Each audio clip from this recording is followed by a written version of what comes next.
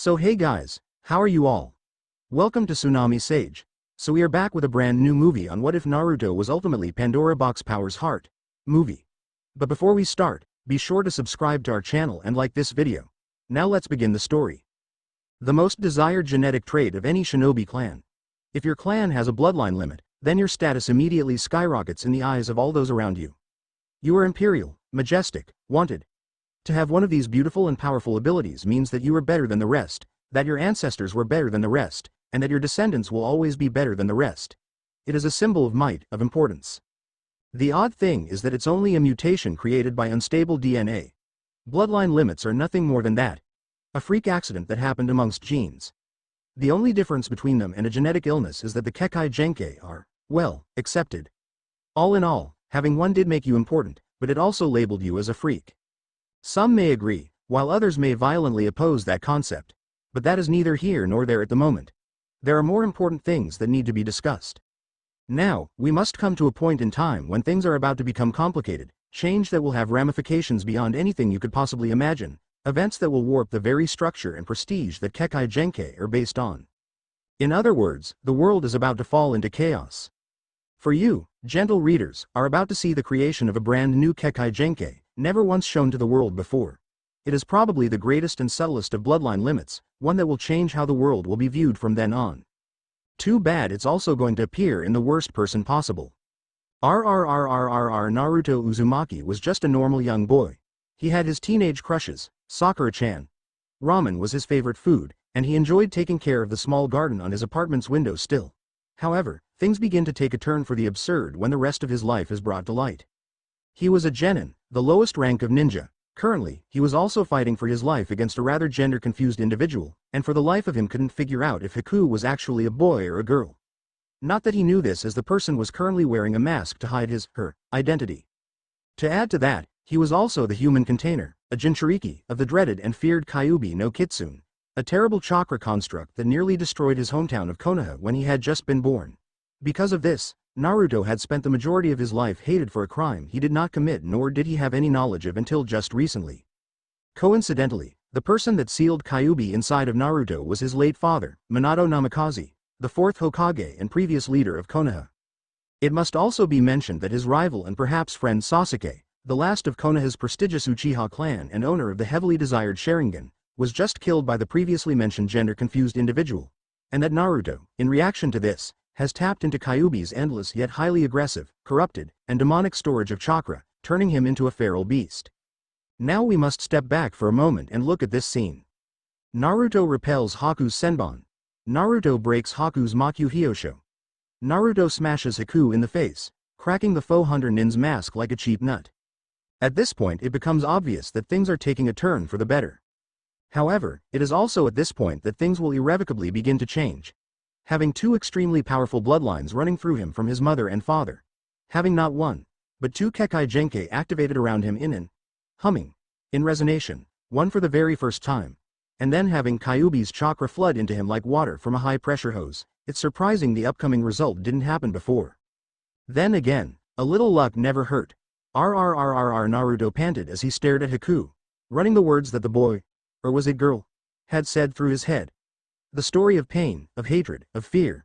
He could understand the loneliness that Haku felt, the sheer emotions that ran between them. They were the same. He was unwanted because of his association with Kyuubi. Haku was hated because of the bloodline in his veins. And yet neither of them have had asked for such a burden, it was simply forced upon them. Zabuza had given her a reason to live. Haku could be the missing Mist Nin's tool. Being Hokage had given Naruto a reason to live. He could prove to those around him that he wasn't useless. They would live for their dreams and they would die for their dreams. Naruto could understand this. He just didn't want to. Could he kill her, really? He jerked a kunai from his pouch, blinking as a sudden itching overcame his eyes.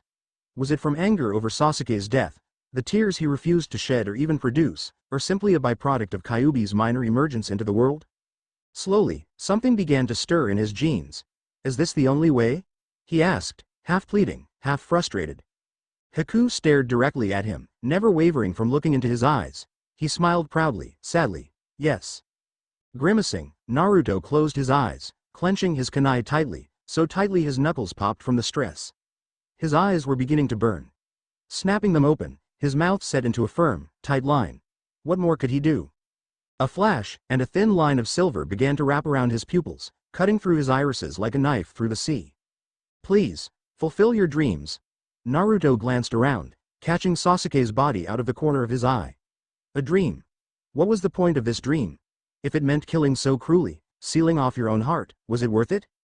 The line connected with its ends, forming a ring of silver that shined and twinkled like a faraway star. He dashed forward, waiting, hoping that was about to happen would not. Coming closer with each step, a dream about to be tainted by blood, he raised his arm, his eyes about to close to block out the killing strike. And then the ring began its rotation. Naruto stopped, digging his heels into the ground. His arm fell down, away from the stab he was about to perform. Haku watched in shock as the action that would end his life did not come. Naruto simply dropped his jaw, pointing at the ninja. His eyes were wide, an almost imperceptible shine emanating from them. What the hell is that? Ribbons of light erupted from Haku, showering her with various streams of colors. They wrapped themselves around her body, clinging like clothes, falling off at random intervals, dancing on some non-existent wind. Blotches of light appeared and disappeared, closing around her head then speeding off to parts unknown. Blue was the main color, interspersed with purple, indigo, white, and even pink. They twirled around him, seeking something, originating from nothing, and spiraling down everywhere. It was a beautiful show, and yet Naruto couldn't help but feel some measure of sadness from the experience. He was most troubled by the ribbon's sudden appearance. Was it some kind of jutsu meant to bewilder him? Hadn't Haku already resigned to her fate? Haku looked at Naruto, confused by his amazed stare. He looked at himself subtly. There was nothing on him as far as he could tell. So what was? Her eyes widened. She glanced at the younger boy. Sorry, Naruto-kun. She hissed, her hand forming a myriad of seals. But I can't die yet. What are you? For some reason, not known to even himself, Naruto lashed out with the hand not holding the kunai. He latched onto Haku's arm, breaking her from her attempt to shunshin away. He looked, startled, at Naruto. A flare of differing colors cascaded down Haku's body. Naruto breathed heavily, his eyes burning, the view in front of him rapidly switching color and form. What the hell was going on? Haku's eyes narrowed and she wrenched her arm from Naruto's hold.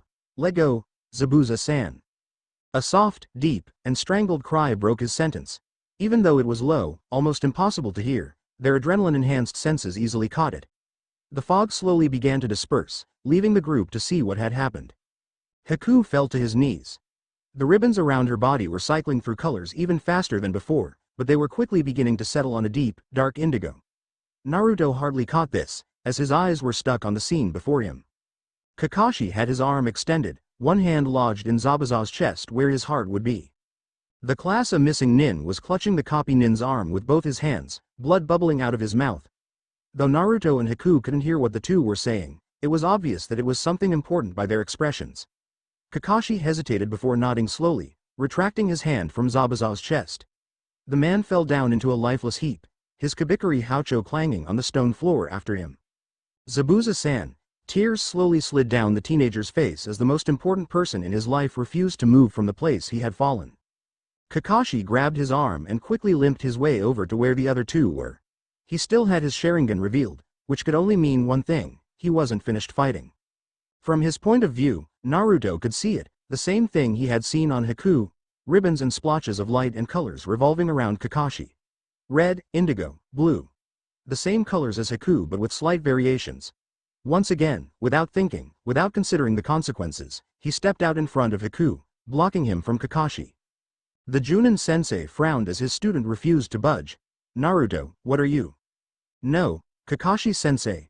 Naruto interrupted. You can't kill him. Kakashi frowned. Naruto, move out of the way. No. Let him do it. Let him kill me. Naruto craned his neck to watch as Haku continued to stare at the ground, tears freely flowing down her cheeks. Now that Zabuza-san is no longer here, I have lost my meaning. A tool without its master is worthless. I have no reason to live. That's not true. You, Naruto. You're alive. Hearing his name called, and recognizing the voice, Naruto could feel his heart clench as though it had been squeezed by a clamp. Sakura, she was rushing over along with Tazuna, and he could see the colors flowing over her, orange, purple, and yellow, matched with a lighter version for Tazuna. Sakura, Huh? What is it? She questioned. She saw that he refused to meet her eyes. What's wrong? What about Sasuke? Silence was her only answer. Where's Sasuke? And yet, he still refused to say a word. Fear gripped her. No.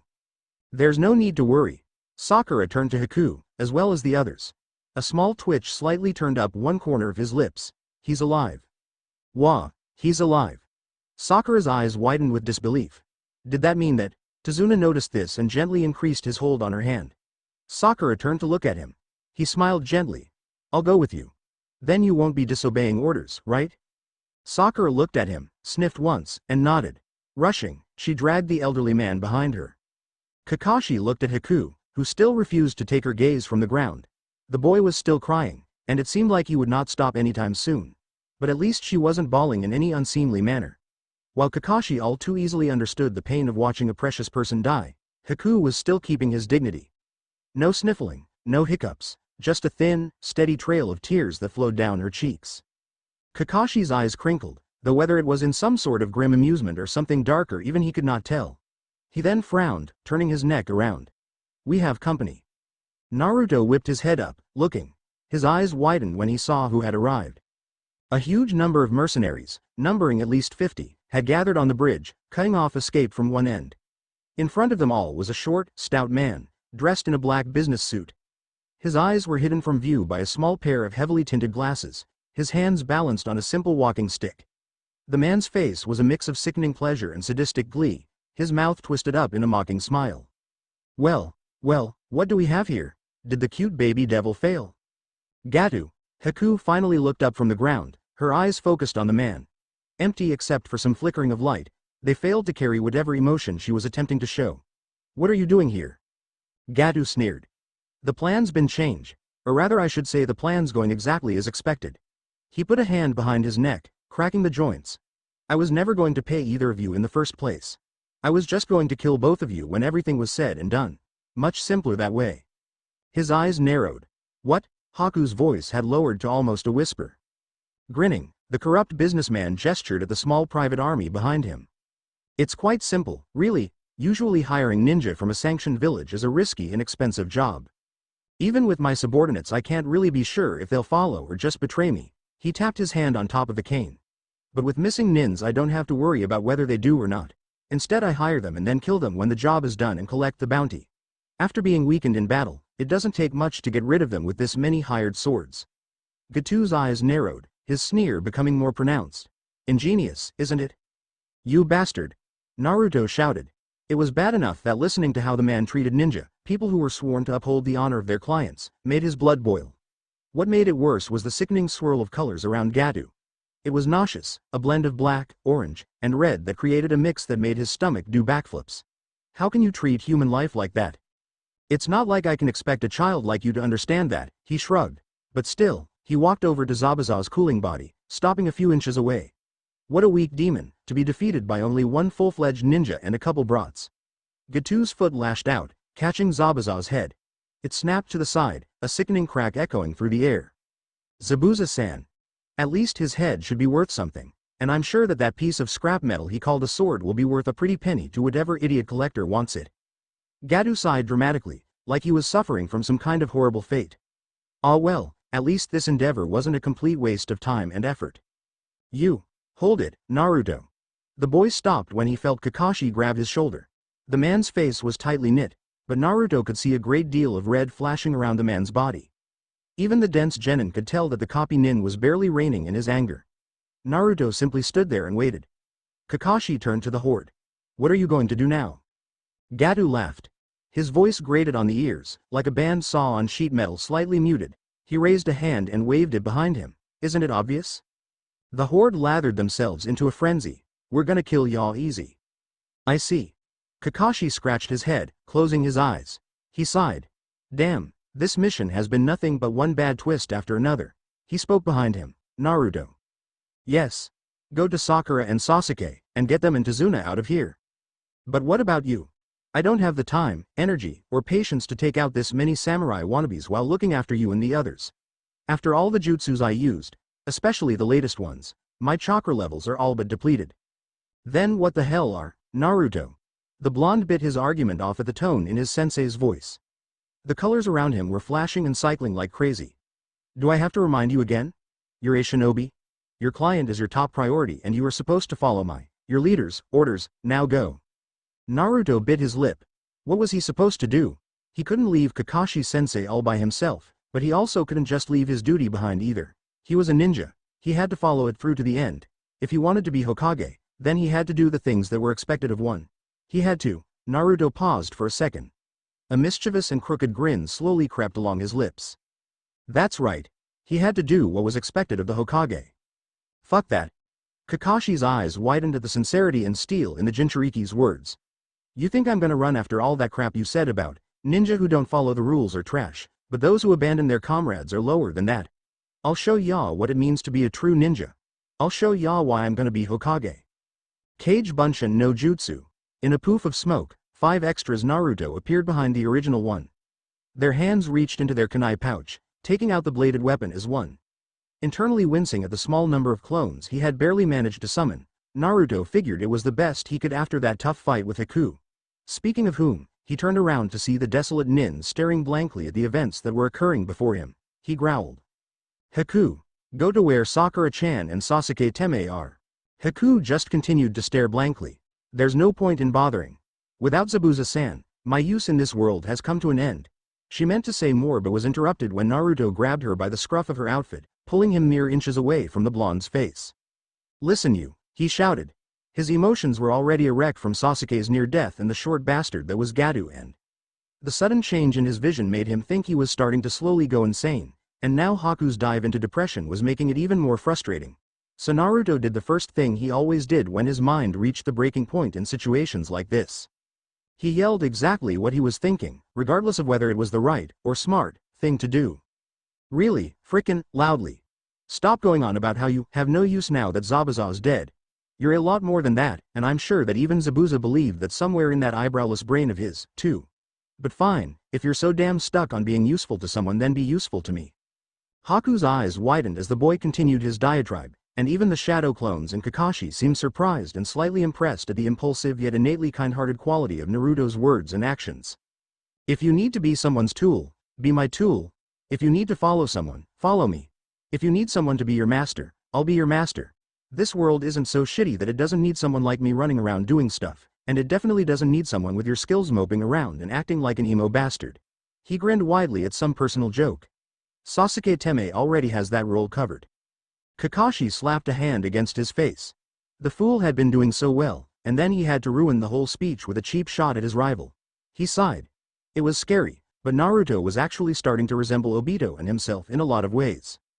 Naruto ignored, or more likely, didn't even notice Kakashi's reaction and continued with his rant. You're not worthless, you're not just something to be used and thrown away, and if anyone ever says otherwise then I'll just beat the crap out of them, you included. He released his hold on Haku's clothes, allowing the boy to sink back to the ground on his knees. He felt a lot better after letting that all out, and even if he didn't know what the hell he himself was saying for half of that rant, he sure felt a whole lot more energetic anyway. Put your skills to work, Haku. Don't let them rot. After all, if someone like me can become Hokage, and I damn sure will, I bet you can find someplace where you'll find what you're looking for. Clapping finished him off. Naruto turned to see Gato with a smirk on his face. An elegant speech, he stated. A grand weaving of words. His smile dropped. And if killing you means that I'll never have to listen to such saccharine shit again, I'll be all too happy to give the order. He tapped his fingers upon his other hand. But I think I'll be even happier to kill you, Haku. Gato's mouth sank into a darkened scowl. You broke my arm. I'll break a lot more. He raised his unbroken limb. Boys, you can, sweeten. Sensatsu Suisho. URK. Many, most of all Gato, were very surprised to see the short man suddenly turned into a pincushion by the several dozen water needles that had pierced his body within the span of a couple seconds. The corrupt man fell to the ground with a splash, his face submerged in a small puddle. Looking, they could see Haku standing up, her one hand stuck in the last hand seal of the jutsu she had just performed. Naruto trembled. I am under your command, Naruto-sama, he said with a small bow. The colors had swirled again, revealing a soft, light blue, the darker colors being buried underneath. Naruto-sama, I am now and shall always be your tool until you no longer have use for me, just as you stated. She grabbed a free hand and brought it to her forehead, pressing the back gently to her scratched and bloodied skin. Even Naruto could sense the reverence the boy held from that simple action. Please use me as you see fit. Okay. Really, how was he supposed to react to something like this? He was just spouting whatever came to mind in an attempt to release Haku from her depression. He didn't think she would actually take it seriously. The boy had obviously never heard of codependency before, but he would soon find out just how awkward things would become. Thank you. Naruto. He turned around towards where Sakura's voice was coming from. He's okay. Sasuke-kun's alright. Said boy was leaning on her, one arm slung around her shoulder. He was obviously uncomfortable with the vulnerability he was showing, but Naruto could still make out a small smirk. He knew that smile. Bastard Sasuke was going to be just fine. Naruto turned to Haku, who only smiled softly in affirmation. He grinned and pounded his fists together. Alright. Hey. Don't think this is over yet. Yeah. You killed our meal ticket, what are we going to do now? The ninjas turned to see the horde of mercenaries had turned restless, angered and shocked over the death of their employer. Their fury grew, until they exploded into a cacophony of insults, slurs, and death threats. Red washed over them like a tidal wave, bulging larger and larger with every passing second. We're gonna kill ya. Then we're gonna ransack the village and take everything they've got. The red wave surged. Let's go. Shit, this isn't good. Everything stood still when a small arrow pierced the ground in front of the oncoming horde. They all turned to see the origin. What met them was the entirety of Wave Country armed to the teeth, with small Inari standing at the forefront. A miniature crossbow was in his hands, and pots and pans were acting as armor on his tiny frame. His face was wound into a small and grim frown. If any of you come any further, the citizens of this country will beat you down with everything they have. Inari. The young boy grinned at Naruto. The hero always comes at the end, right? He laughed, echoing Naruto's earlier words when the ninja had saved him and his mother from the mercenaries at his home. Naruto grinned back, emboldened by the once weak and pessimistic crybaby. He barked out a laugh in return, and turned back to the thugs. Okay, you guys, he ordered his clones. You ready to have some fun? Right, boss. I am ready to serve as well, Naruto-sama. Senbons burst from Haku's fingertips, ready to pierce all that would dare stand against her or her master. Well, I guess this is the best I can do as well. Kakashi sighed and made the ram seal. Kage Bunshin no Jutsu. Kakashi version. Kakashi clones exploded into existence, enough so that they were able to reach across the width of the bridge 3 times over. They seemed solid enough, but they were just Bunshins which had had a bit more chakra forced into them to look whole. But it wasn't like they were meant to attack. If the bandits were stupid enough, such a bluff would frighten them off easily. Kakashi decided to sweeten the deal. Well, every single clone asked this in unison. The synchronization of their voices had a rather creepy effect. Are you coming or what? Needless to say, the mercenaries decided to cut their losses and flee, piling onto a small boat and getting the hell out of there. They weren't paid enough to deal with that kind of shit. The citizens of Wave Country and the ninjas burst into cheers. It was over, Gato was no more, and they could finally live a life without fear. As everyone quickly fell into celebration mode, Naruto grabbed hold of the closest person to him and drew them into a hug, bouncing up and down like the child he really was. All right, Haku. We did it. We really did it. Haku was startled by the younger boy's sudden movement. A small flush raced across his cheeks as a surprised look whisked into his eyes. Zabuza had never shown any affection to him. Heck, no one had shown any affection to him after the death of his parents, so it was understandable that she was unaccustomed to such actions. Still, he had to admit that they were neither unpleasant nor unwanted, just simply startling. This young boy, no, her master, he was sure that Naruto would make wonderful use of her. Haku looked at him. She was drawn to something immediately. Beautiful eyes, an ocean of blue with a ring of silver. It made them seem so deep, so vast. He blinked when Naruto actually took the time to look at him. Haku? Yes, Naruto-sama. He seemed embarrassed for a second. He coughed. Can I ask you something? Anything. Are you really a boy?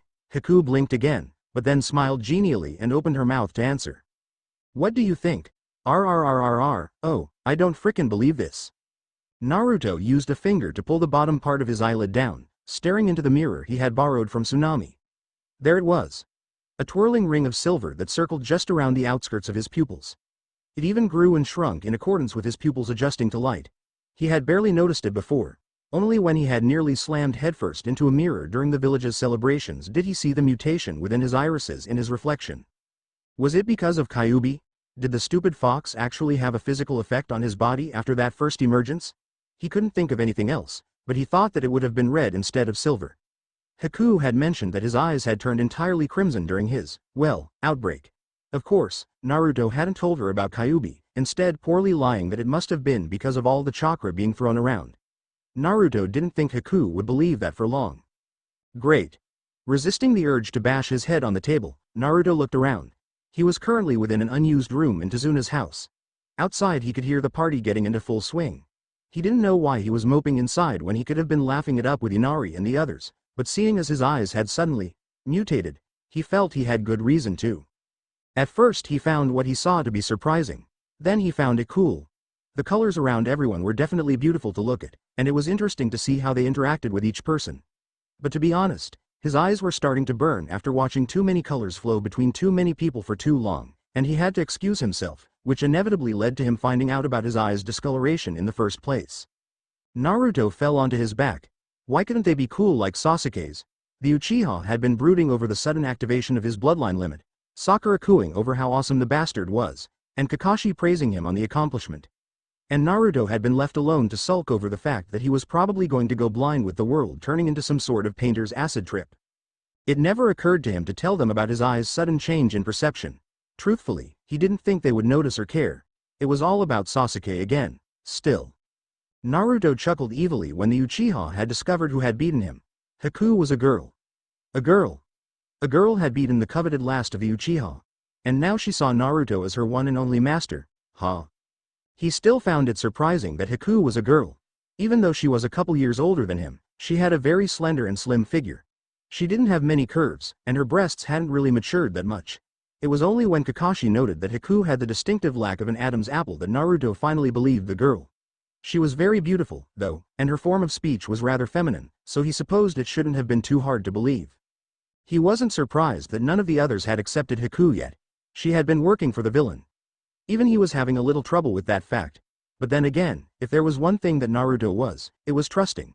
As long as someone was willing to be friends, he was more than willing to take that friendship and run with it.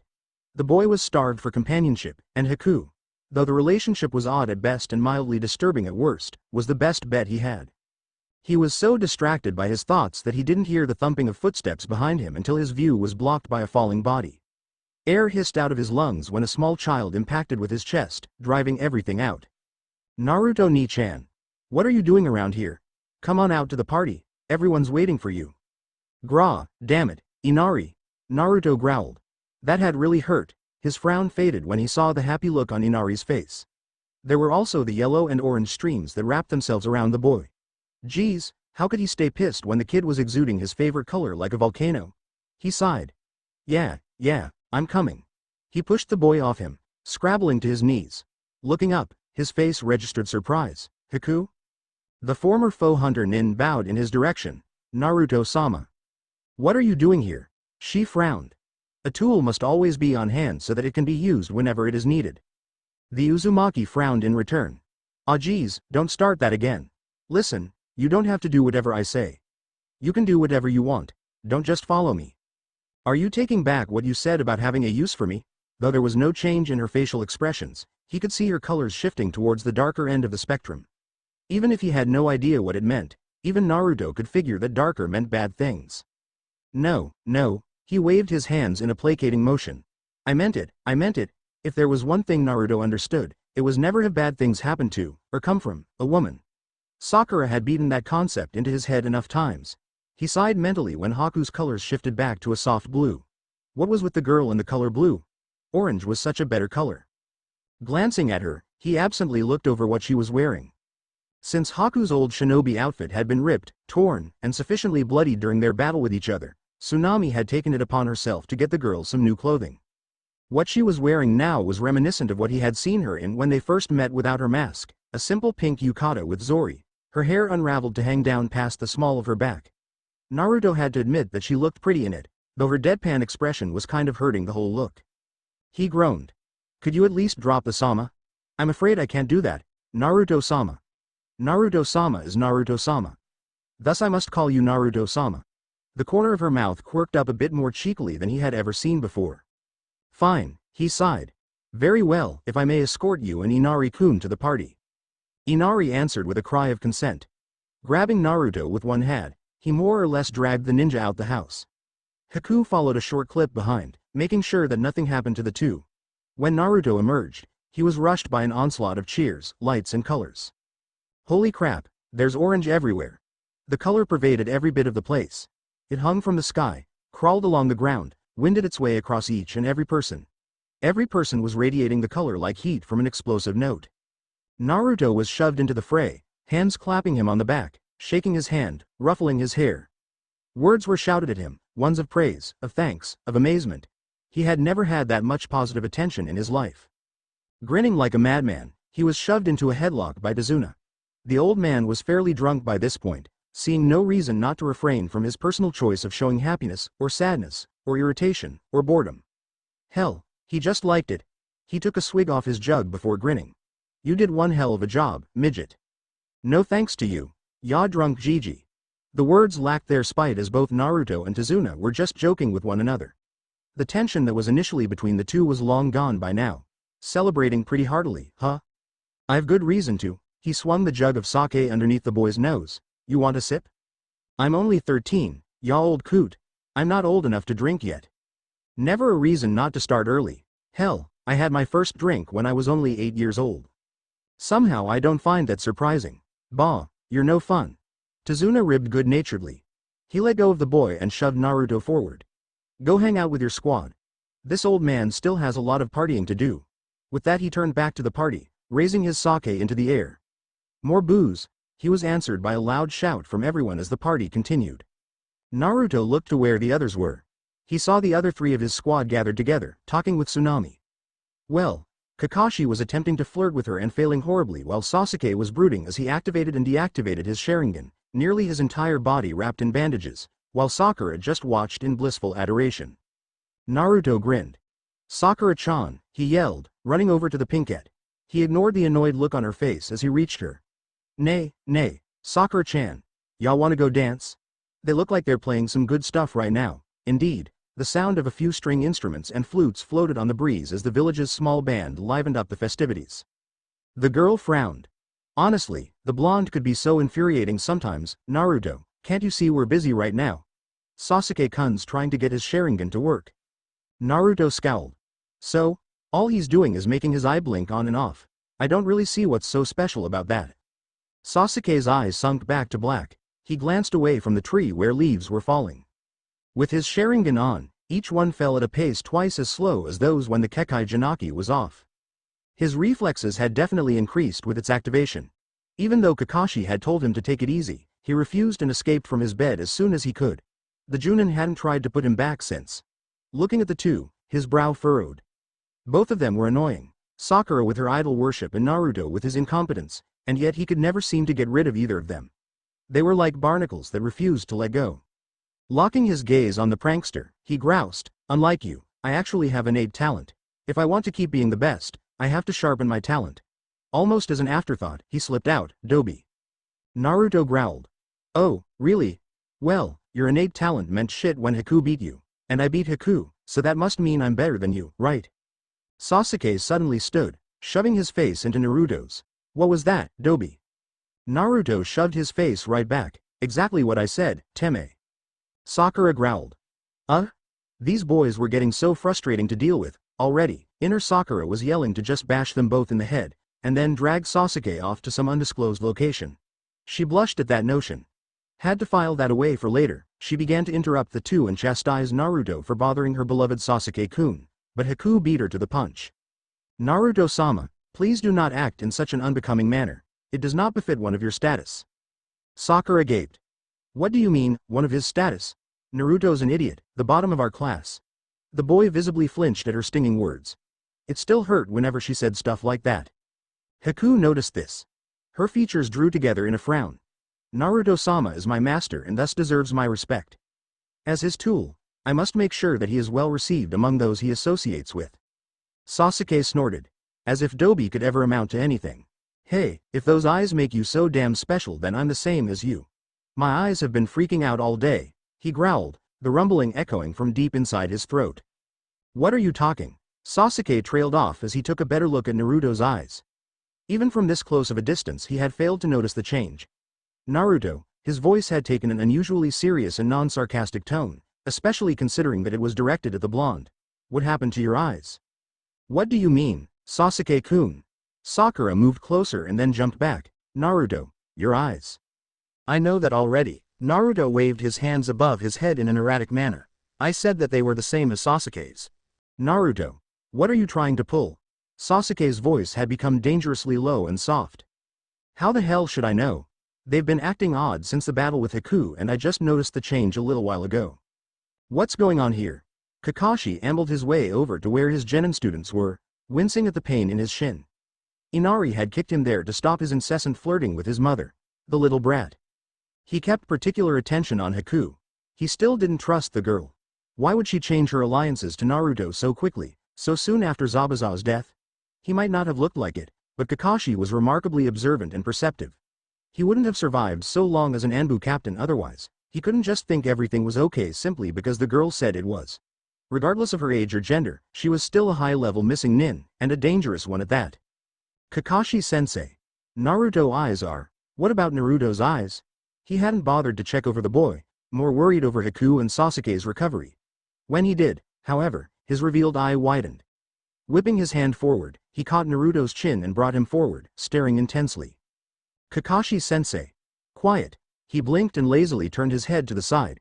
That really isn't necessary, you know. He drawled at the senbon needle poked against his jugular.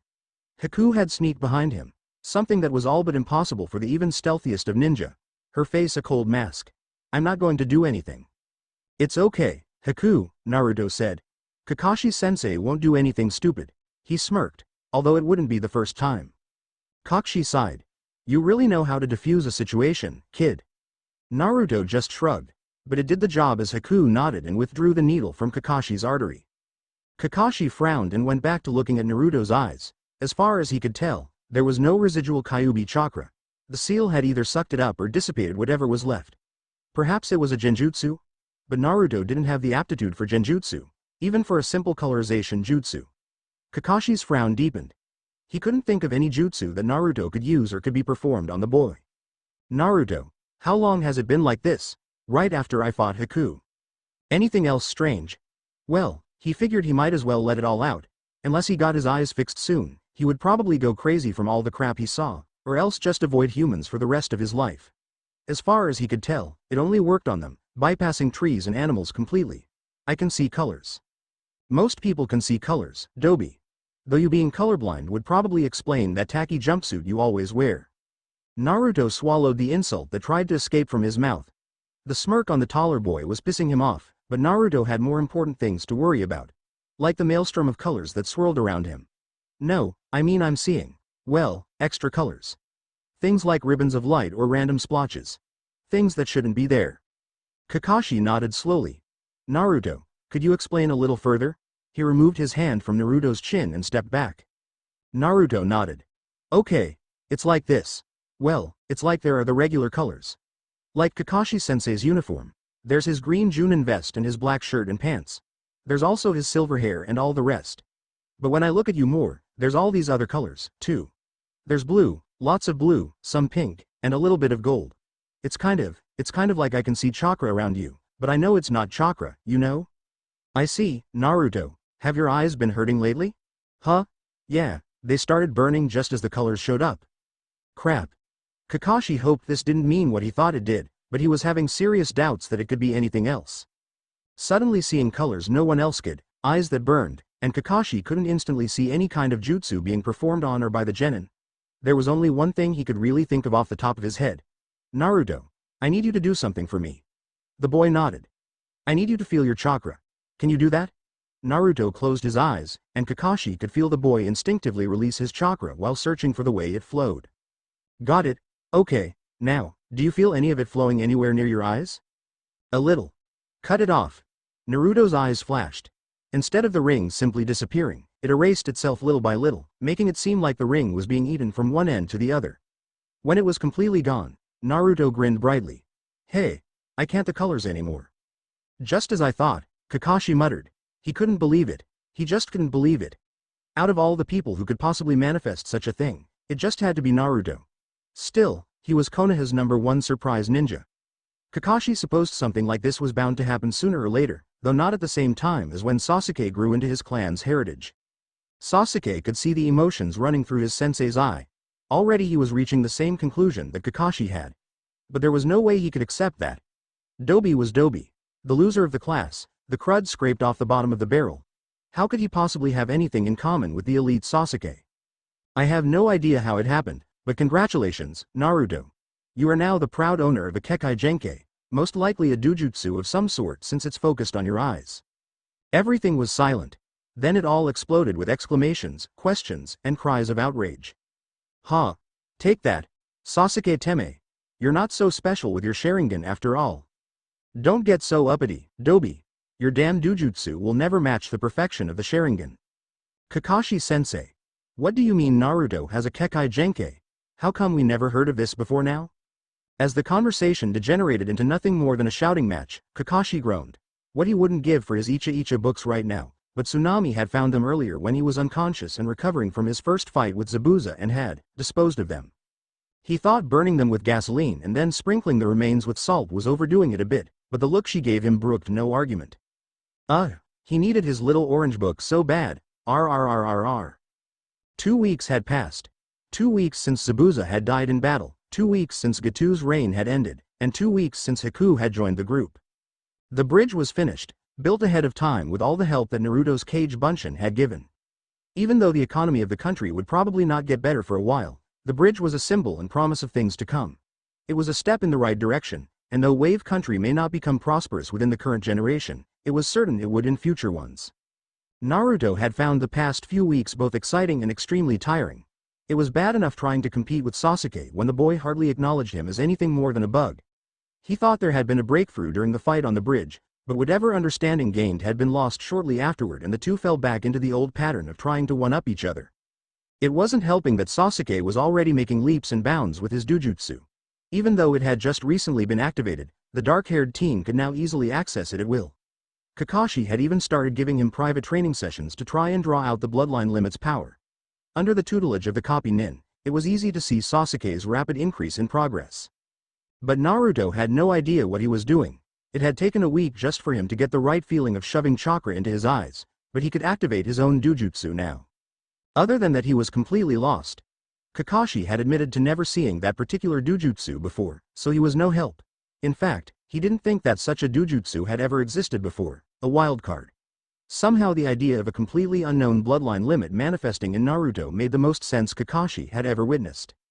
Sasuke, of course, had outright ignored him, his sense of superiority deteriorating under the idea that he wasn't so special anymore. Sakura had split herself between cheering Sasuke on and helping the various villagers in town with reconstruction. Haku had been the most help of all. Though he supposed it was only because she considered Naruto to be her master, it was still nice to know that someone actually cared about him. Unfortunately, she had not been able to shed any light on his situation either. She knew enough about Kekkei Genkais to help explain the generalities and some of the specifics of them, but when it came to Naruto's she was as much in the dark as anyone else. So now Naruto could see the world in glorious technicolor, as he had mirthlessly joked once. Still, even though it appeared to be a relatively useless bloodline limit at the moment, at the very least it was beautiful to look at. For each person there was a different design of colors and shapes. Some people held lighter colors, some people held darker, and some people held a healthy mixture of both. There were ribbons, dots, splotches, and everything else. It was like an extra set of clothing that people wore, and Naruto, when he wasn't busy helping with the bridge or pestering Kakashi to teach him something, wandered through the village searching for various combinations. He had decided to name the phenomenon flow, after watching Haku practice a water jutsu that allowed her to move water around her like a cloak. The flow of colors from one place to another, turning from one shape to the next, heavily resembled the teen's movements. Naruto had become closer to Haku, but there was still a lot of hidden territory between them. She called herself Naruto's tool, and there was a certain distance between the two that she never seemed comfortable to try and close. He had attempted it several times, either through light conversation or some kind of joke, but there was always something missing in the middle. She would smile, yes. But that smile always lacked something though. He knew a bit about her tragic past, a little about her personality, but beyond that Naruto knew squat. It was hard on him to see someone so like himself unwilling to make the change to better themselves. But he would try. On his promise to be Hokage, he would try. The 2 weeks had also determined what was going to be done with Haku. Kakashi decided that they would bring her with them. She was obviously no longer affiliated with Zabuza, and had proven herself trustworthy enough to at least bring to Konoha. The Hokage would decide what to do with her afterward. No matter what Naruto had to say about it, though, she had tried to kill them before. That would make it a bit hard for her to get away without some sort of punishment. But now the mission was over, and it was time to head back to Konoha. Naruto stared at the grave in front of him. Zabuza's sword was planted right behind the grave marker, signaling where one of the famous 7 swordsmen of the mist was buried. Haku was beside him, a saddened, nearly empty look in her eyes. She still had never fully gotten over Zabuza's death, and Naruto doubted that she ever would. Sakura looked over at the older girl. She had not gotten close to the missing nin, and barely knew her to begin with. There was still fear and resentment over the wounds Haku had placed on Sasuke's body, but now there was also empathy towards her. The sadness was there, palatable and thick. Even so, there was still something she had to ask. Haku? The girl turned to her. After everything that happened, do you still believe that we shinobi are nothing but tools? That there's nothing more for us? Haku smiled hauntingly. Yes. There was no need to explain herself. It was simply what she believed. Kakashi watched them from behind before speaking up. A shinobi isn't supposed to pursue his own goals, only those of his country. It's the most important thing, to become a tool when needed. It's the same for all villages, even Leaf. That really the true way? Naruto mumbled softly. He was still thinking about Haku, about that treatment. Kakashi shrugged. It's the same for all ninja, wondering where they are on that path. Even Zabuza. And even, he let his sentence trail off, so it was vague whether he was talking about Haku, the genin, or even himself. They were silent for a few moments. Naruto broke it by slamming a fist into his palm. Okay, I got it. I'm gonna be a ninja in my own way, find my own path. He turned to Haku, who was staring bewilderedly at him. You'll see, Haku. I'll show you. Even if it takes years, I'll show you that, someday, you don't have to be a tool to find your worth. You'll be your own worth, by your own self. I promise y'all that. The others gaped at the complete lack of tact the boy had shown towards the girl's ideals. Only Kakashi recovered easily, his eye closing into an amused look. Only Naruto. Haku looked at Naruto, looked at the boy who was her master, at the man who had denied her will for living, and yet, she could only think to do one thing. She smiled. Yes, Naruto-sama. As the sun filtered through the leaves, a multitude of feet, crunching dirt and gravel underneath them, could be heard floating on the air. The forest was growing thicker and becoming quieter the further the group walked, and it wasn't long before almost no noise could be sensed at all. It signified a sign that they were only a short way from reaching the walls of Konoha. Naruto was in the front of the pack, talking animatedly between Sakura and Haku while throwing dirty looks back at Sasuke every once in a while. Their relationship had grown worse ever since they left Wave Country and especially since they had entered Fire Country. With every mile they drew closer to the hidden village, it simply solidified the fact that Sasuke would be praised for his achievements with the Sharingan and Naruto would learn about his own Dujutsu, creating a new rivalry that would probably not end for a while. Haku smiled and nodded in turn with Naruto's comments, making small, offhand remarks every now and then to keep the conversation going, but not making any significant contribution. Even Sakura was talking more with Naruto than she usually did. Then again, Sasuke was being even more aloof than usual and she was burning to converse with anyone. Considering Kakashi-sensei was clearly out of the picture ever since he managed to pick up a copy of the latest Icha series at the last village they had rested at, Naruto and Haku were her only options. And to be fair, it really wasn't all that bad. Naruto had yet to make an inappropriate comment, simply blabbing on about everything and nothing. Surprising. As soon as we get back I'm going straight to Ichiraku's for some ramen. I haven't had any for days now. We have to report to the Hokage first, Naruto. Sakura puffed. The boy had become even more energetic since the discovery of his Kekai Genkai, something she hadn't thought was physically possible. Ah, is that true? Kakashi-sensei? Huh. Yeah, sure, whatever. The man giggled as he flipped through another page of his book. Ah, he missed his Icha-chan so much. Naruto blew out his cheeks and stomped up to the Junin. Stop reading that, smut, and pay attention. With every word, Naruto made a grab for the orange book, but each time Kakashi lazily moved it out of the way and avoided him. Eventually, he just placed a hand on Naruto's forehead, preventing the boy was advancing any further due to his short stature. It's not smut, it's literature. Kakashi chided condescendingly. Even though he continued to speak, the man refused to take his eyes off the pages. Sakura's right, though. We have to report to Sarutobi-sama first and relay our mission results, and also introduce Haku. Plus I would think you of all people, Naruto, would want to speak with him about your new eyes. Naruto calmed down, his eyes beginning to sparkle at the concept. You really think he'd know what to do? Probably. His nickname, the Professor, isn't just hot air. The man has done more research on jutsus, bloodlines, limits, and knows more than any other ninja in Konoha and even some of the other hidden villages. He flicked the boy on the nose and walked past him. So calm down and everything will go by quickly. Idly rubbing at his nose, Naruto grinned wider as thought what the old man would say. Maybe his dojutsu had some kick-ass effect that could let him beat any enemy easily. He could already see himself standing over Sasuke as the Uchiha drowned in his own inferiority. Yeah. Awesome. Sasuke frowned as Naruto let out a yelp and ran ahead of the group. Haku followed swiftly after him as the blonde disappeared over a small hill. Idiot. Naruto landed on a branch, the bough swaying underneath his weight as he put a hand to his brow, staring off into the distance. He felt the branch swing again as more weight settled on it. Turning, he saw that Haku was crouching next to him. He grinned at her slightly odd expression. It was more emotion than she usually showed. Awesome, huh? Yes, Naruto-sama. Farther down the path, the two could see the giant walls of Konoha.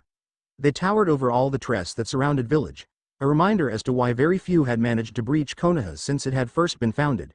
Barely, just barely, tufts of green overflowed from the top of the walls, signifying just why Konoha was designated as the village hidden amongst the leaves.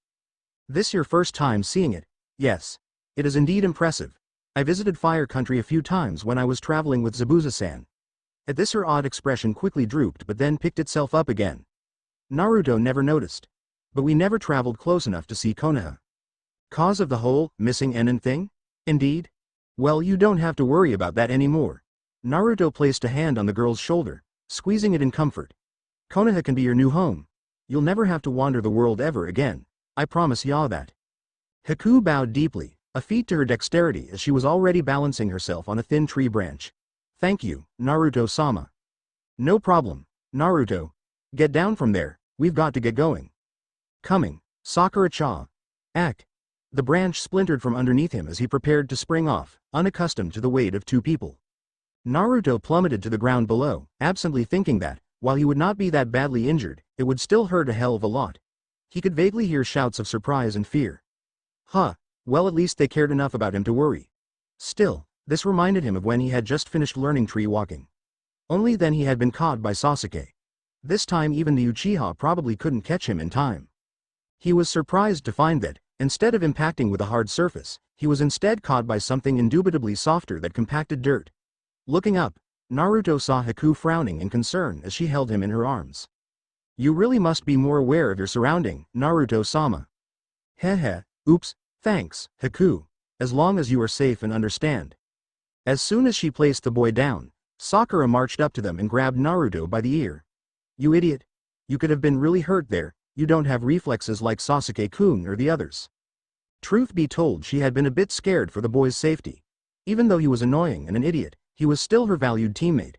A fond smile almost escaped from her lips as she watched Naruto fluster and whine before she forced it back down. He had changed during the mission. She had seen a better side of him, a cooler side of him. But he still would never be as cool as Sasuke, nope. I'm gonna drag you all the way back to Konoha so you don't any more stupid things. Wait, Sakura-chan, can't ya just, itatada. Haku watched as Sakura held true to her promise and dragged the protesting blonde behind her by the ear. While it was rude, Haku did not see any harm in it. Sakura was caring about the boy in her own violent way. As long as it had no lasting repercussions, Haku would not interfere. The group eventually arrived at the gates to Konoha. The wooden doors were huge, more of a monument than an actual entrance or gateway. They reached hundreds of feet in the air and were a couple of meters thick, weighing at nearly several tons of finely crafted, dense wood. The number of people who could actually open the gate under their own power could be counted on one hand. Luckily there was a more practical entrance located at the bottom of the right-hand door. Kakashi hailed the two Chunin guards that were standing watch. Yo, we're here to report that our mission's been completed and that we need to report to the Hokage. One of the Chunins scanned the group, distastefully scowling at Naruto, who just scowled right back, before landing on Haku. The girl doesn't seem to be registered as a leaf ninja, he noted of her lack of a leaf hit. What's her business with your group? Kakashi flapped his hand as though it was nothing to be considered heavily. She's a rogue nin we picked up in Wave Country. She stated that she wanted asylum here. The other guard blinked. You just want to bring a missing nin into our village and show her ride to the Hokage? She could be an assassin for all you know? Kakashi disappeared and reappeared right in front of the Chunin, His eye crinkled into an amused U-shape as it stared into the Chunins from barely an inch away. And you think that I, a Junin, would not have considered that? And no, sir. The man stuttered. Kakashi Hatake was not a man to screw with. He didn't become a Junin at such a young age and then immediately head into Anbu for nothing. If you screwed with him, you'd be screwed 10 times worse. Many people could attest to it. Many others could attest to doing it anyway just for the sake of principle. RRRRR. Somewhere in the village a man with huge brows inside of a stretchy green suit sneezed as he watched his genin practice. No, his fires of youth were beginning to dwindle. He had to stoke them. Off to climb the Hokage monument with only his feet. RRRRR. Then would you mind letting us through? The Chunin shakily nodded and ordered for the entrance to be opened. When it was, the group swiftly made their way through the village and then entered the Hokage's tower. They found Sarutobi sifting through a mountain of paperwork. Bloody paperwork, most powerful man in Konoha and his most dreaded enemies were ink stains and paper cuts. His eyebrows twitched as he sensed the team +1 come into the room. A smile flitted across his face. So you finally finished the mission. Congratulations to all of you. An eyebrow rose as he caught sight of Haku. Eyes swerved to Kakashi, asking what this meant. The copy nin shrugged. Turned out the C mission wasn't a C mission. He continued to go on and explain everything that had happened except for Naruto's manifested bloodline limit. He felt it would be more interesting if he let the blonde blurt it out. I see. Sarutobi folded his hands together. That indeed does make a difference. I assume you made plans over the pay change with the client? Kakashi nodded, internally grumbling at the haggling Tazuna had tried with him. Damn cheap, old man. Very well, I'll upgrade it to an S-class mission as well as the pay for it. Sakura and Naruto cheered at the idea of the huge increase in reward money. Sarutobi turned to Haku. So you mean to say you wish to reside in Konoha, Haku-kun? Yes, Hokage-sama, the girl said respectfully. Inwardly the Hokage chuckled. Such a polite girl. It was strange that she had decided to follow Naruto, a lad who couldn't follow basic etiquette or social procedures even to save his life. And is there any reason as to why I should let this happen? Haku's face did not change. I have pledged my life to Naruto-sama, thus I must be with him always. Even if you were his superior, I answer to him, not you. I do not need your permission to do so, though I would prefer to have it instead of not. Sarutobi said nothing. He picked up his pipe, scrabbling for some tobacco. When he realized he wouldn't find it any time soon with all the paperwork crowded everywhere, he sighed and placed the pipe down. He placed a hand on his cheek. Very well, I'll allow you to reside here. Yeah. You're great, Sarutobi Jii-san. Naruto grabbed Haku by the hands, shaking them up and down in glee. Isn't that great, Haku? You get to stay here with us. Yes, Naruto-sama, she smiled gently. Sarutobi nodded. He was glad that things had ended like this. From what he could tell from Kakashi's report, both the verbal one just now and the written one the man had sent ahead of time, the girl obviously had a few mental problems, probably some form of codependency and severe identity issues. He really didn't want to force the girl away from her one pillar of support when she was a highly trained ninja who apparently kept senbon on every inch of her body. Sarutobi had noticed the way the girl had tensed earlier, an obvious sign she was prepared to attack. The Anbu guards hidden around him would disable her before she could do anything, but Sarutobi didn't feel like having Naruto go on a tirade about how he hurt his new friend. Besides, with the girl's rare Kekai Genkai, the Shinobi Council would be clamoring for her to join their ranks. Of course, he would be the one to decide over the procedure of doing so. Sarutobi found the idea of turning humans into literal breeding stock distasteful and sickening, and he oftentimes wondered just what the high-ranking shinobi were thinking. No, with Haku's adamant view of Naruto as her master, she could easily join Konoha without worry of the clans trying to claim her. I suppose you would like a job working in our ranks, the Hokage said. If it would help me support Naruto-sama, then yes. Sarutobi looked over at Kakashi, who was subtly watching everything with his one eye. Wait, the man looked closer. Eye narrowed a little more than usual.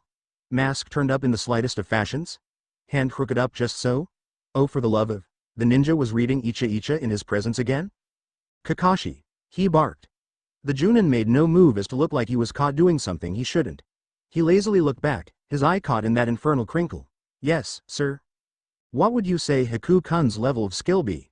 Kakashi frowned. At least a high-level Chunin with her overall speed, strength, and skills. But she could probably make a special Junin with her finely tuned grasp on anatomy and her Kekai Genkai. Very well. He turned back to Haku. Haku-kun. Sometime in the next few days I would like you to return here so that we can determine your rank and status and install you in Konoha's shinobi directory. Is that clear?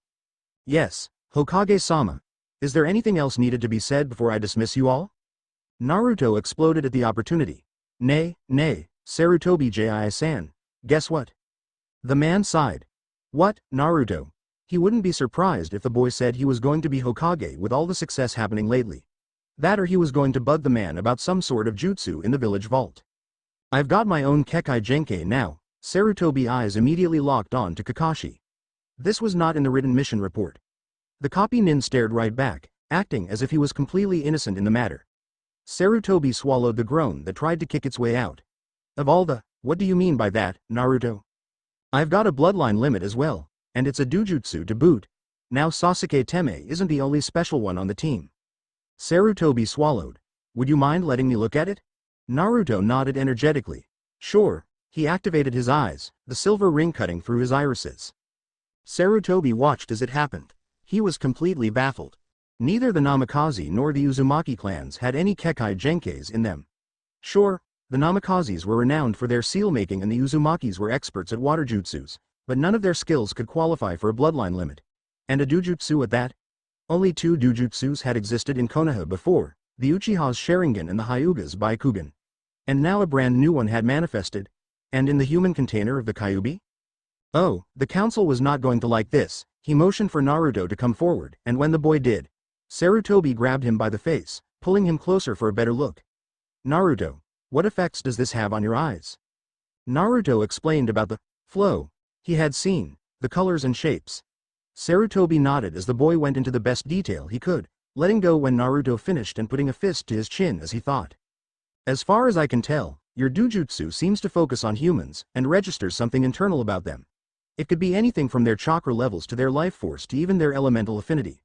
I'll most likely have to do research when I find the time, but for now you should know that you have a brand new Kekai Genkai. This kind has never existed before, and until we know more, I suggest you work on trying to control it and figuring out its mechanics. Right, dismissed then. The group made their way out of the tower, Kakashi instantly disappearing on important business, and Sasuke leaving right afterward muttering about needing to train. Soon all that was left were Sakura, Naruto, and Haku. Naruto turned to Sakura, a hopeful tone in his voice. Nay, Sakura-chan. Now that we're back, y'all wanna go on a date? Sakura stuck her tongue out at him. Bletch. All I wanna do right now is go home and take a nice, long bath. I haven't had a good one since we left Wave Country. With that, she spared a rushed goodbye and ran home, leaving the other 2 behind. Naruto sighed heavily, his shoulders dropping. Mustering up the energy, he jumped back up and turned to Haku. Okay then. Haku, wanna go get some ramen with me? I've been dying to have some ever since we got here. If you wish, Naruto-sama. All right then, let's go. He grabbed her hand, leading her through the streets of Konoha. When they reached Ichiraku's ramen stand, he plopped down onto a seat, Haku gracefully taking the one next to him. He banged his hand on the table, calling out to the kitchen. Oi! Tuchiji-san. You've got customers. There was a rustling as a young woman pushed the hanging drape out of her face, her long brown hair flowing behind her. When she saw Naruto, a happy smile drew itself across her face. Naruto-kun. She squealed. You're back. It's been so long. Ayame-ne-chan. He grinned. Yup, just returned from my big mission. How was it? She asked. It was such a joy to serve Naruto. He was always such a bundle of energy whenever he stopped by, always crowing about being a ninja and how great their ramen was. She really couldn't see why the villagers hated him so much. There was nothing she could connect between him and the monster that almost destroyed their village. Her view shifted over to Haku, her smile widening. And who's this? This is Haku. I met her on the mission and we're friends now. How do you do, miss? Haku bowed as best she could from her sitting position. Oh, you don't have to be polite with me, honey. Just call me Ayame, like everyone else. As you wish, Ayame-san. Ayame gained a perplexed look and leaned over to Naruto, using her tray as a barrier to keep them from being seen. She always like this? She asked conspiratorially. At least she calls you San, he grumbled. She calls me Sama. Really? Naruto just nodded as though it wasn't really a problem. Ayame would have to ask about that later. She never thought Naruto would be the type to be so domineering, but then again, you couldn't judge people at first glance, though he made it clear he found it annoying. So, how was the mission, then? Oh, it was awesome. You see, he launched into his story, giving his order to Tucci when he greeted the boy heartily when he came out front. As his meal was brought to him, He wound down and then tore into it without abandon. Looking to the side, he noticed Haku taking a tentative bite of hers. Her eyes widened in surprise as the taste rushed into her. Naruto smiled. Good, ain't it? It's very delicious, she agreed. Yup. Ramen is definitely the king of all meals. I can't go long without having some in my stomach. Haku glanced at the 2 already empty bowls by the boy's side and the several that were waiting to be served over the counter. Yes, she could certainly see Naruto's love of ramen. It's my first time having it. A clump of noodles slipped out of Naruto's gaping mouth. What? He asked sluggishly. It's my first time having ramen. My village was small and did not have such a place, and Zabuza-san and I tended to avoid heavily populated places when we went rogue, so we rarely ate in any kind of restaurant. Naruto continued to stare at her. Never ate ramen before? Never knew the bliss that was the mixture of noodle and broth. How could this be? It was blasphemous. Well, he would certainly cure her of her ramen malnourishment. He slammed a hand down on the counter. Tsuchiji-san. 2 more bowls of ramen. 1 spicy vegetable and 1 chicken. Naruto turned back to Haku, who was looking at him strangely. I'm gonna show you just how great ramen is. He would teach her all that she needed to know and then some. It was his duty to bring her into the light. Naruto-sama, that isn't necessary. Haku, you're supposed to be my tool, right? Oddly, a squeal of delight was heard off to his left, but all he could see was Ayame staring at them with some sort of dreamy look in her eye. Huh, that was weird. Yes, Naruto-sama, and that means you have to listen to whatever I say, right? Another squeal. Really, Ayame-ne-chan was getting weirder by the minute. Yes, Naruto-sama, then I order you to eat some more ramen. Haku looked as though she was going to say something, but instead opted to only sigh. She looked at her master and smiled in fond annoyance. As you wish. All right. He waited as 2 more bowls of steaming noodles was put in front of Haku, Tucci winking at him for managing to corrupt another innocent. With all the business from the boy, and probably the girl as well if things were going this way, he and Ayame would be set for life. As he headed back into the kitchen, Tucci kept an ear out as Naruto began his lecture. Now the proper eating of ramen is actually a quite difficult thing to master. You have to. RRRRR. The sky turned red as the 2 finished eating and made their way back to Naruto's apartment. Haku had to admit that Naruto did seem like an expert when it came to the subject of noodles, though she doubted she would ever love them or be as much a connoisseur as Naruto was. Then again, she doubted anyone could beat the boy in that respect. 15 bowls and the boy was still going strong. She had barely managed 4. Naruto opened the door to his room, nervous about what was going to happen. He hadn't really thought about it before, but with nowhere else to go, Haku was going to be living with him, at least for a little while. Actually, it would be for much longer than that, but Naruto had failed to realize the severity of Haku's devotion. Her ideas about her servitude to the lad would cause a great number of problems. Only time would bring them to light, though. Now, although he thought Haku was cool and definitely a good friend, she was still a girl. Except for Sakura, he'd never really had any interest in the opposite sex, but with the crashing realization that a rather pretty and older girl was going to be sleeping in the same room as him brought his nerves into a frayed state. He was just hitting puberty after all. No one could expect him not to react in at least some fashion. He laughed anxiously as the mess that was his room came into view. Normally it was a mess. Now it was biohazard site. With no one to clean it for nearly a month, dust had piled up on everything, causing his nose to itch significantly and his eyes to water. At least his garden was okay, positioned outside so that it could collect rain and sunlight. Air, it's not much, but it's home. Haku looked around. She was used to the squalor. After killing her father and running from home, she had lived on the streets for years before Zabuza found her. And even after that they hadn't lived in the most luxurious of places. In fact, the nicest place they had hung their kunai had been Gatu's. Needless to say, the man's taste had nothing to do with his personality. She rolled up her sleeves. Right. Her new master obviously had a sedentary lifestyle unlike her former migratory one, so she had to adapt to it as well. If she wanted to make sure Naruto grew up healthily, she had to make sure that his environment was healthy. It was common sense. Naruto stopped her as Haku went to pick up some empty instant ramen cups. What are you doing? She blinked. Cleaning up. You don't have to do that, he flustered. As your tool, I must have a balanced repertoire of uses. Cleaning, while not a required one, would help with your growth. But, he had to think quickly. Haku constantly stated she was his tool, but he didn't think of her as one. He didn't want her to wait on him hand and foot. He wanted an equal, someone he could talk to. Already she was falling into the role of a subordinate, someone inferior. Naruto had been put through too many years of that to let anyone else feel that way. Inspiration flashed through him. Haku, I order that you take a shower. Haku blinked. Naruto-sama. You have to follow my orders. I'll do the cleaning. You go take a shower. You're probably tired after everything, so go take one. Haku tilted her head to one side as if contemplating something. She put the ramen cups down and nodded. As you wish, Naruto-sama. Naruto grinned. Bathrooms through there. He pointed at a door. Towels should be there as well, and I'll get a pair of clothes you can sleep in. He shooed her into the bathroom, smiling as she locked door behind her. Awesome, she listened to me. It was a great plan, and he had done something nice as well. After all, both Haku and Sakura were girls, and Sakura wanted a bath, so surely Haku would like a shower. It felt good doing something for someone else. He could get used to it, then it struck him. Crap. I still ordered her to do it, Naruto groaned as he saw that he was only encouraging Haku's behavior. To get her to do things he didn't think she would do without an order, he'd had to do so. Damn it, this was going to be hard. He had to find a gentle balance between the two, order and freedom. He never thought having someone like Haku around would be so difficult. He glanced around, shrugged, and began to gather up the trash. It distracted him from the water running in the background and Haku's soft humming with it. He didn't think she'd be someone who'd sing in the shower, but the idea of Haku's naked. Naruto burst into a rack of coughing fits. Had to keep his mind from wandering like that. He wasn't a pervert, not like those adults who always passed out from a nosebleed because of his Oiroku no Jutsu. He was broken from his thoughts by Haku's voice. Naruto-sama, I am finished. Oh, how was the show? Wah wah wah wah. A thin trail of red bled down to his lip. Haku? What are you doing? Haku cocked her head, confused. What do you mean? Slapping a hand to cover his eyes, Naruto quickly spun around. Why are you naked?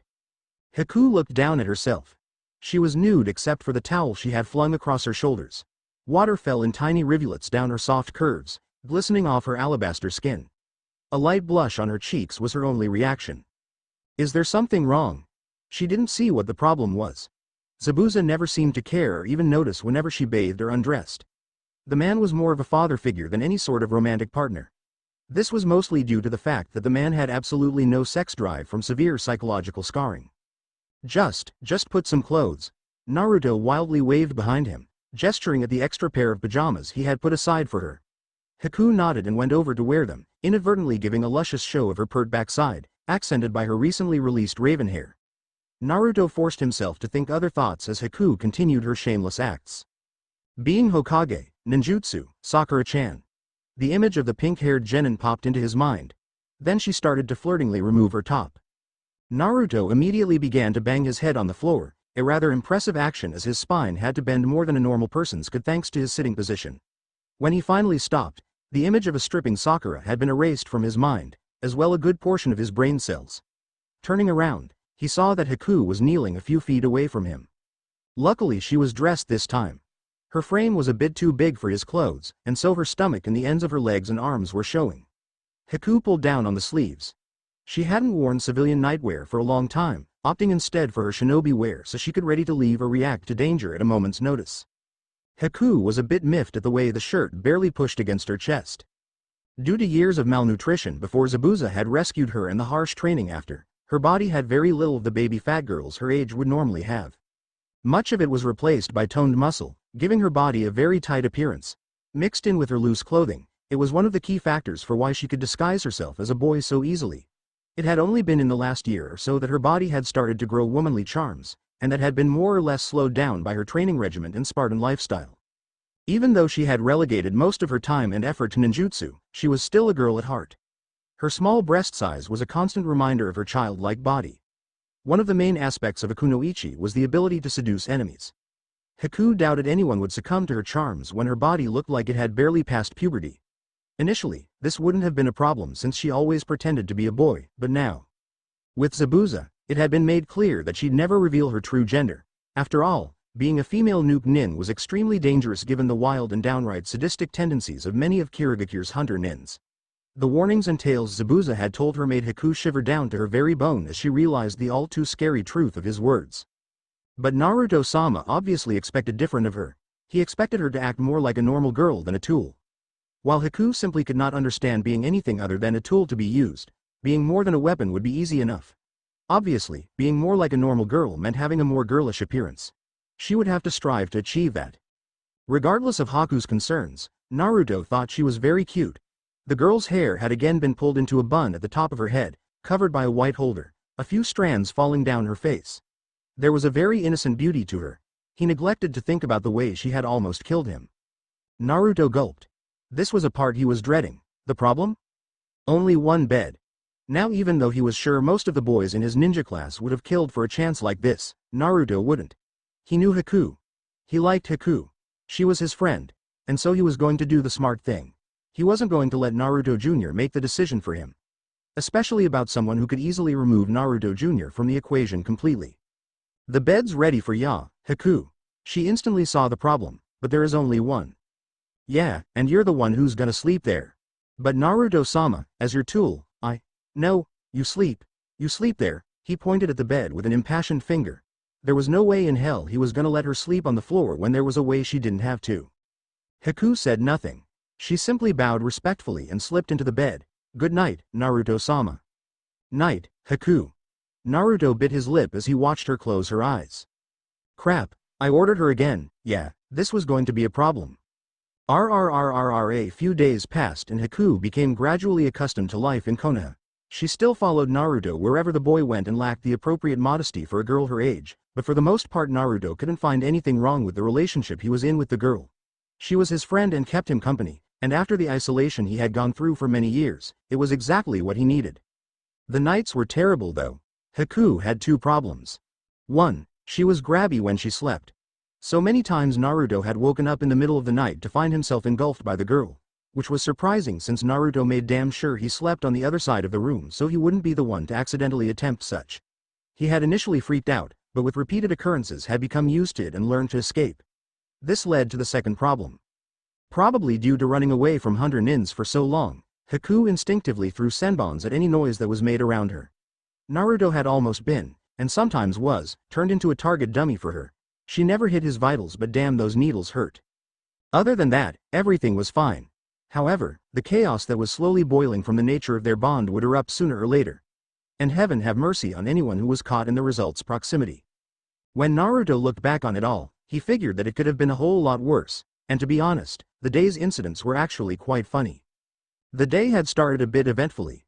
A member of Enbu had arrived at Naruto's apartment, requesting their presence in front of the Hokage. When they arrived, Sarutobi immediately sprung several tests of practice and theory on Haku to analyze her aptitude and style. The girl had done very well in most of the tests. Sarutobi had found the way she had lodged half a dozen senbon in the crotch of her male combat examiner harsh and unorthodox, but ultimately effective.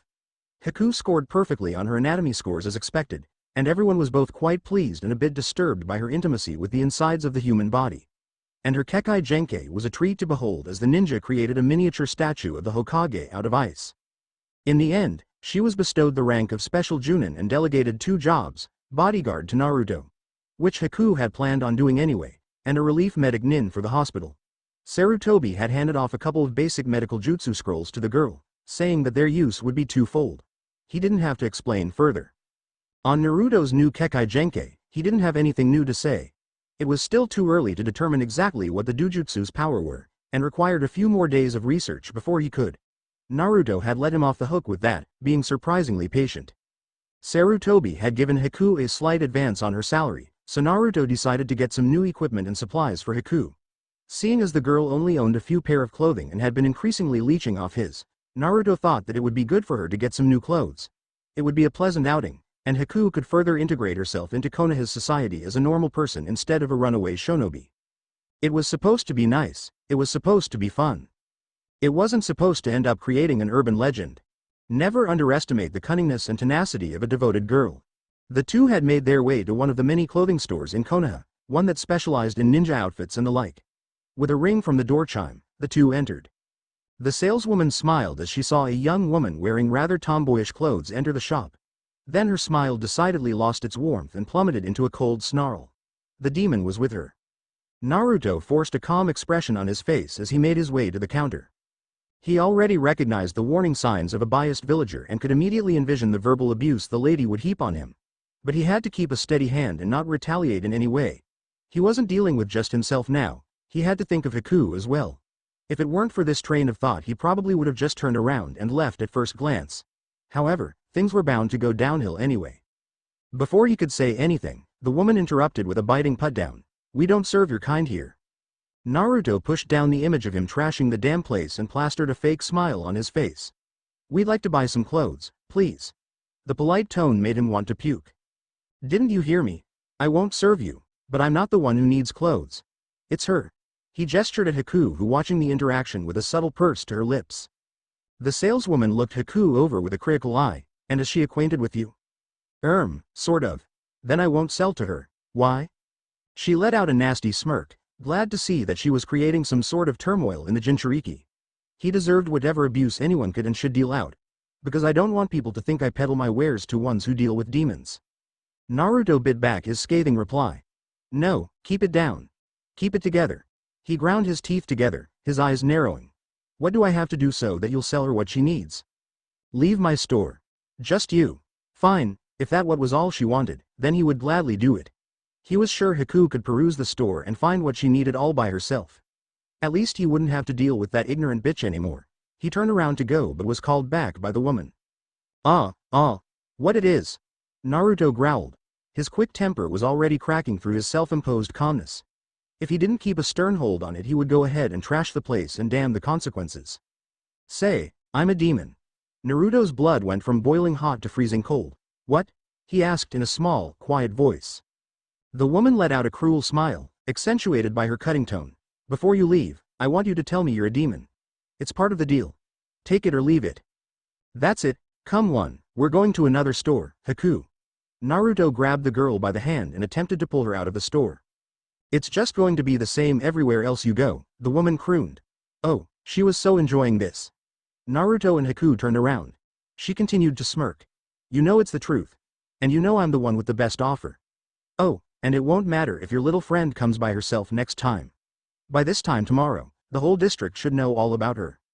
Naruto came up short. His mind raced. It was always like this as far back as he could remember. The insults, the ostracizing behavior, the beatings, even the few assassination attempts. He remembered that fear, that despair. And it wouldn't stop coming back, even now. All he had to say was a few words. Just a few meaningless words. "I am A." He's never been the demon you see him as. He's a proud member of Konoha. He's Naruto Uzumaki. They were just words. I'm Ada. That's enough, Naruto-sama." Haku gently placed a hand against his chest, stopping him from finishing the sentence. She turned to the woman, her face revealing nothing. But her body language was screaming warnings to any who could perceive them. "You will sell us the clothes." "Wah, you will sell us the clothes," Haku repeated. The woman snorted. "And why should I?" Naruto could barely see Haku's hand move, and the woman, without any kind of training, didn't see anything at all. But she could feel the point of something lightly press up against the soft flesh between her throat and jaw. Looking down in shock, she saw Haku had a senbon pressed just against her skin. Haku's face matched her actions, cold aggression. "We are customers, so you will sell us what we want." "Wah, what are you doing?" the woman exclaimed fearfully. She tried to back away, but Haku had positioned herself so that the counter was at the woman's back. "I'll have the police on you for attempted assault." "No, you won't." Haku pressed the senbon a little more, drawing a bit of blood. This prevented the woman from trying to frantically retort. "I have been assigned by the Hokage himself to be Naruto-sama's bodyguard. But even if he didn't, I would have done so anyway. Naruto-sama is my master, and I will not allow any harm to befall of him, physical or mental." The air grew colder for a minute. "And certainly not from your pettiness. Now, you will sell to us." The woman blubbered in agreement. Haku nodded and removed the throwing weapon. Then she went to check the rows of ninja clothing, keeping a careful eye on the saleswoman to make sure she didn't try anything funny. Time passed and Haku finally found all she was looking for, including several outfits of both civilian and shinobi attire. Naruto noted that Haku preferred traditional clothing when it came to the normal ones, a few kimonos and yukatas. Her shinobi clothing was similar to her old ones, shortened gis on top of slightly baggy pants and shirts, colored a mixture of black, white, and blue. She also bought a few unmarked masks, a connection to her older life, as well as a few other miscellaneous apparel that would prove helpful. They gathered it all up and went to pay for it, the woman ringing up the purchase. With a scowl, she tallied the final number. 100,000 ryu. 100,000 ryu. Naruto shouted. "That's ludicrous." The woman wasn't even trying to be subtle with her prejudice and sore attitude. "It's what you'll pay. Don't expect me to just—" She was cut off when Haku's hands disappeared again, Senbon outlining the woman's neck as they just missed her and punctured the wall. She looked up with tearful eyes as Haku glared back. We will pay the normal price. But we will pay the normal price. All right. The woman rang up another number, one that was much fairer than before. The two paid and left the store with their merchandise, allowing the woman to collapse to her knees and break down into a shivering and sobbing mess. Naruto looked at Haku with awe and a little fear. You didn't have to do all that, Haku. I said I would be yours, Naruto-sama. To do as you wish. Keeping those that wish you ill from doing so is a given. I guess. He looked off to the side with a troubled expression, causing Haku to become a bit worried. She had gone a bit overboard in there, but she felt it had been necessary. Still, what made the woman so adamant about Naruto? And what was this talk of demons? She did not understand. Her concerns were waylaid when Naruto looked back with a nasty grin on his face. That was awesome what you did, though. I thought that hag'd pee her pants. Haku smiled. Indeed. The rest of the day continued like that, Haku threatening shop owners when they refused service simply because Naruto was with her. The worst incident, or perhaps best if you were watching from Naruto's point of view, was at one of the weapon stores. When Haku had begun her threats, the shopkeeper, a retired ninja, had retaliated with a kodachi to put the girl in her place. He was shocked and then horrified when Haku froze the sword's metal and then broke it into 1,000 pieces with her Kekai Genkei. The girl had been labeled the Ice Demon of Konoha after that, thanks to both her association with Naruto and her Hyouden abilities. Sarutobi had to answer to a bunch of angry villagers because of it, but he felt it was worth the headache if someone could openly support Naruto now. He had tried to when Naruto was just a young child, but to side with the town pariah had brought the council and Danzo on his head. The fools could hardly do anything significant to him, but it wasn't worth the chance of even the smallest political civil war, especially shortly after the Kyuubi had raised Konoha. They had just come to an albeit shaky truce with Rock Country, and any weakness could have been exploited to catastrophic consequences. The last stop for them was the Yamanaka's flower shop. The shop owner, Inoichi, held the same sentiments as the rest of the village did for Naruto, but he also had a grudging respect for the blonde's green thumb. Even if he could hate the Kyuubi's Jinchuriki, he could never hate another plant lover. Thus, it was one of the few places Naruto could go without being instantly run out or exorbitantly overcharged, though there was still an underlying level of tension there. When Naruto walked in, the first person he saw was Ino working on a bouquet of flowers. The young girl worked there whenever she didn't have training or missions as she found the surrounding plant life calming. As the two had often come across each other when Naruto was either buying new plants or looking for botanical advice, the two had formed a somewhat friendly banter between each other. Naruto still thought Ino was a Sasuke tard, and Ino thought Naruto was just an idiot, but the two got along better than most would have thought. Hey, Ino. The ponytailed blonde turned to Naruto and flashed him a tight smile. Hey, Naruto-kun. She placed the bouquet down and walked over to him. What are you here for? I was wondering if that fern I ordered from Rice Country came in yet. Just wait a minute. I think Daddy put it over here somewhere. As the girl rummaged through the pile of unopened boxes, she made small talk. So how are things at Team 7? Has Sasuke-kun asked about me at all? Nope.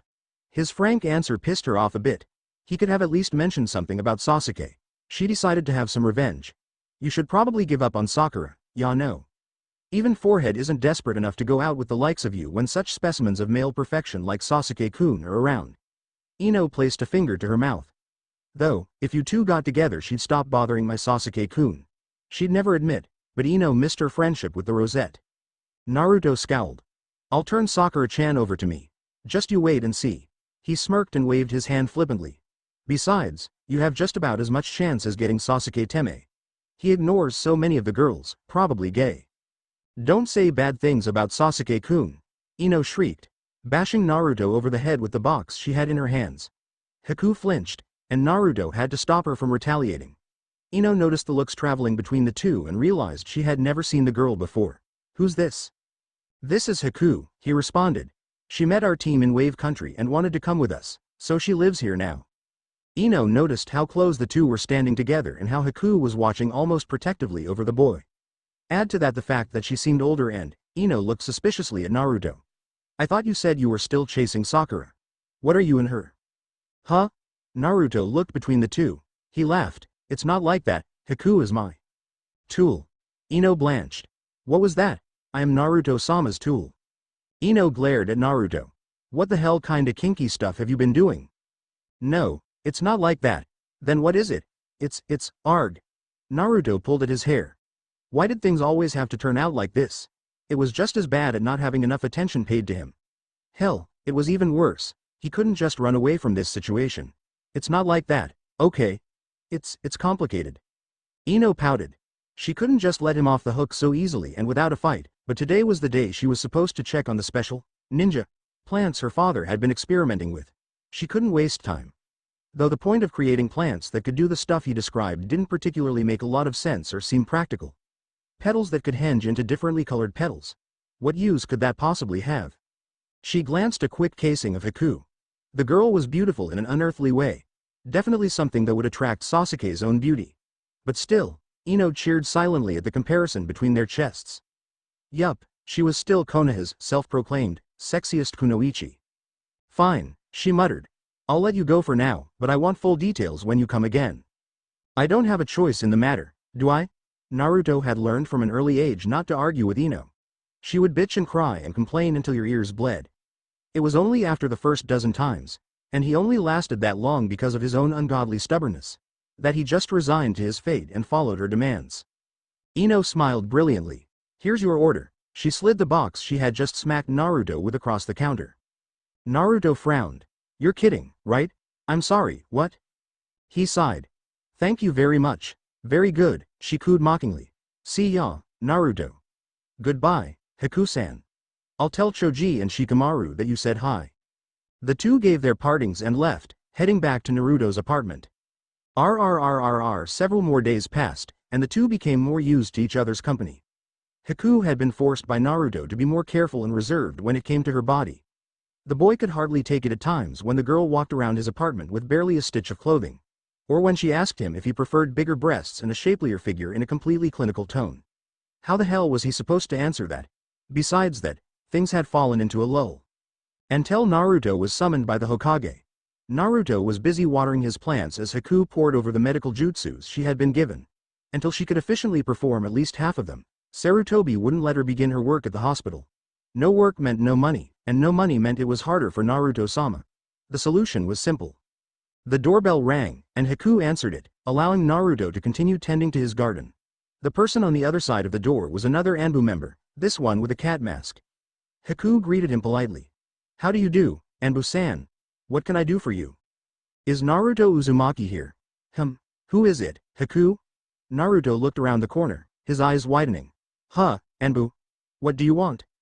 The Hokage wishes to speak with you. I have come to be your escort. What about Sarutobi Jii-san? He may have found out about the nature of your Kekkei Genkai. Naruto looked around him. How many times had he entered Hokage Tower, called for or otherwise? The main headquarters of Konoha was almost like a second home to him. It had Jiji, and it was the place he was brought almost every time he had been caught in his more monumental pranks, at least when he hadn't put too much effort into covering his tracks. Still, for a boy as young as he was, and for a ninja as low-ranked as he was, he knew the building better than most of the people in the village. As he followed the Anbu leading both him and Haku, he took note of some strange oddities in both the elite nin and older girls' movements. Every so often, they would make something almost like a hop, or take a longer step than normal, or even change their path completely as though something was blocking them. Naruto just continued, not seeing why such actions were necessary. It was rare for anything to just be lying around the corridors of the tower as tidily kept as it was, and he didn't see anything at all. The frequency of their quirky evasions decreased the closer they got to the center of the tower. He shrugged. Well, if they weren't going to bring it up, he wasn't going to ask them. Stopping at the grand double doors to the Hokage's office, the Anbu sidled to the side and motioned for them to go ahead. Naruto gave a sloppy salute, and Haku bowed politely, before the two of them entered. Naruto grinned as he saw Sarutobi at his desk, filing paperwork as per usual. Hey, Jii-san, he bellowed. The elder man smiled warmly at the blonde. Hello, Naruto. He turned and nodded at his guardian. Good afternoon to you as well, Haku-kun. Haku clasped her hands together and gave a formal bow. It is an honor to meet you again, Hokage-sama. Naruto barked a laugh. There's no need to be so polite, Haku. Jiji doesn't deserve that kind of respect. Sarutobi frowned mockingly. Most people would respect the leader of their village and head of their military forces. Sticking out a tongue, his eyes falling back into their trademark fox gaze, Naruto drawled, yeah, most people, but I'm gonna be the next Hokage, so I'm not most people. He turned to Haku and winked. Haku tilted her head to the side and blinked slowly. That same serene smile crossed her face. As you wish, Naruto-sama. She looked back at Sarutobi. Hello again, Ojii-sama. Sarutobi hid his chuckle behind his robed arm at the compromise, though Naruto had no such compunctions and laughed out loud. Haku's expression did not change, but her eyes did hold a hint of confusion in them, like there was a joke that she didn't know was being told. Sarutobi waited for Naruto's laughter to dwindle before he cleared his throat. Now, as you already know, I've called you here because I believe I've discovered the effect of your dujutsu. Naruto sprang forward, his eyes bright and passionate, and slammed his hands down on the large wooden desk. Yeah, he cried. Tell me about my new abilities. I bet they're awesome, right? Like the colors or the other guy's life force, or what jutsus they could know, or something cool like that, right. Sarutobi waved a hand at the Hyperboy. Now, I said I have an idea of what it could, but I still need to do a few tests to determine if it's accurate or not. Well, come on then. Let's get it over with. Sighing, the man folded his hands as his mind tiredly chuckled. Very well. First, I need you to activate your dujutsu again. Naruto nodded sharply and called the chakra to his eyes. He waited for the colors to start swarming around Sarutobi, but was unpleasantly surprised to find nothing appeared. His brow furrowed. Trying again, he gathered more chakra. Still nothing. A frown deepened on his face. What was going on? Sarutobi narrowed his eyes. Is something wrong, Naruto? The boy's eyes widened and settled. He laughed and put a hand behind his head, a subtle sign only a few knew that meant the boy was bothered by something and attempting to hide it. It's nothing. Just forgot for a second how to direct my chakra. A cool hand touched the bare skin on his arm. Haku's gentle voice followed. If you need help, Naruto-sama, I can give you a quick refresher. Naruto shrugged her hand off and laughed. No, it's okay. He turned to the girl, hiding the humiliation that had begun to trickle into his subconscious. What was wrong with him? He had been able to call his Kekai Genkai so easily. Was it all just a fluke? Was it all just a temporary side effect of when he had tapped into the Kyuubi's chakra? There's really nothing to worry ab. He stopped. Haku was looking at him in concern, but that wasn't what made him pause. Surrounding her was the bluish light ribbons that he had come to associate with the girl. They flowed around her in varying speeds, some fast, some slow, some hectic, some not. He blinked and rubbed his eyes. Naruto glanced back at Sarutobi. Nothing. Back to Haku. The spectacle he had grown used to when he activated his dujutsu. What did it mean? What's going? Is there something you want to say? Focusing on the man in the robes and tricorn he so desired, Naruto finally noticed a small quirk in the man's lips. Something clicked. You aren't Jii-san, are ya? You're not anything. The man tilted his head. What do you mean?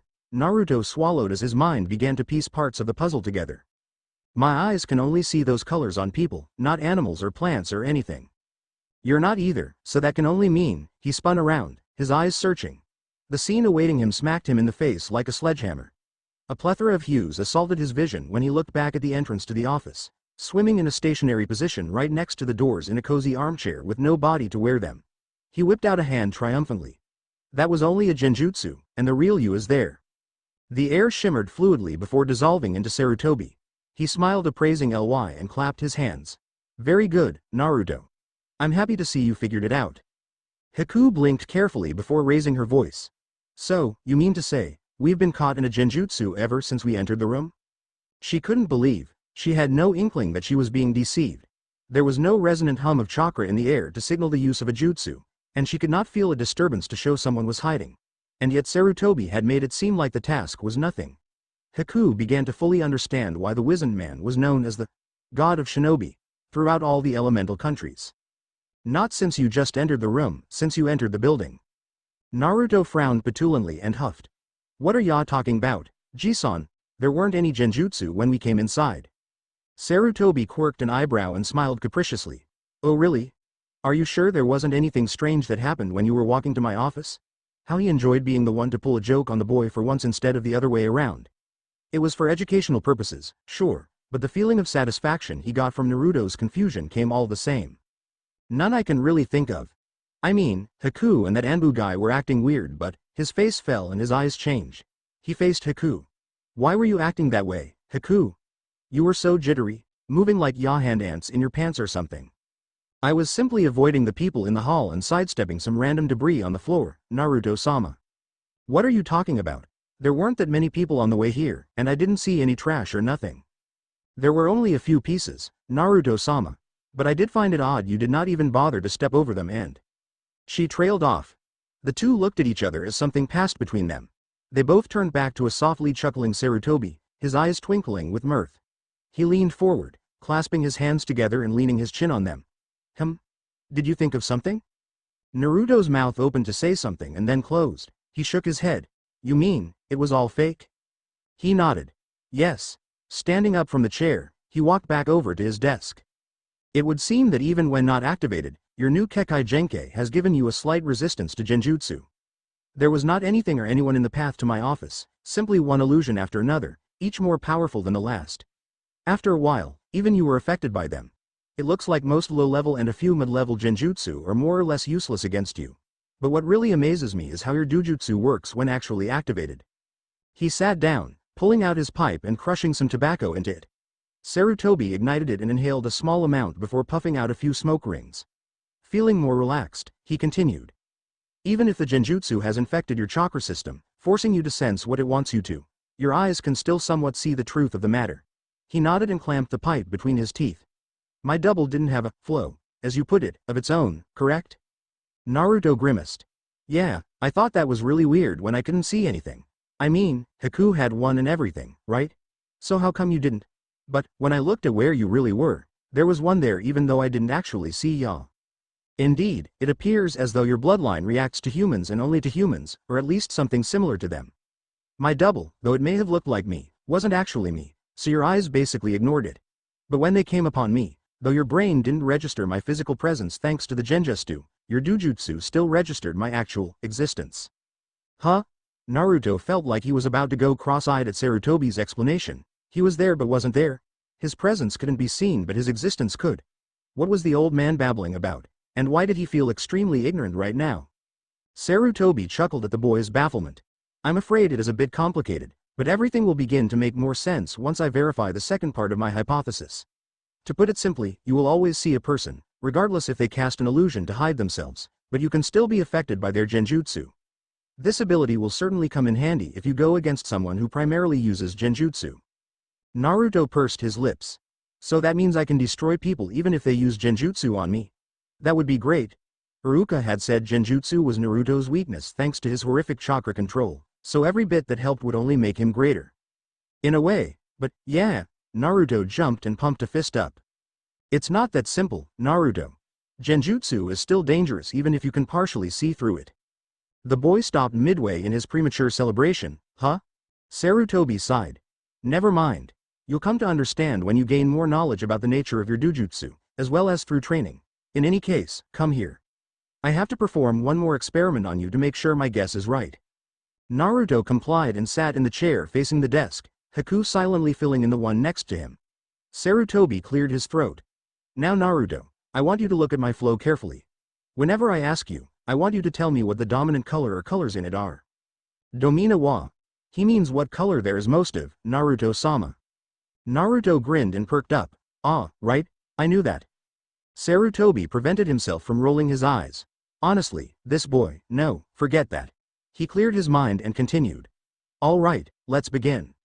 For the next hour or so, Sarutobi occasionally questioned Naruto as he focused on him.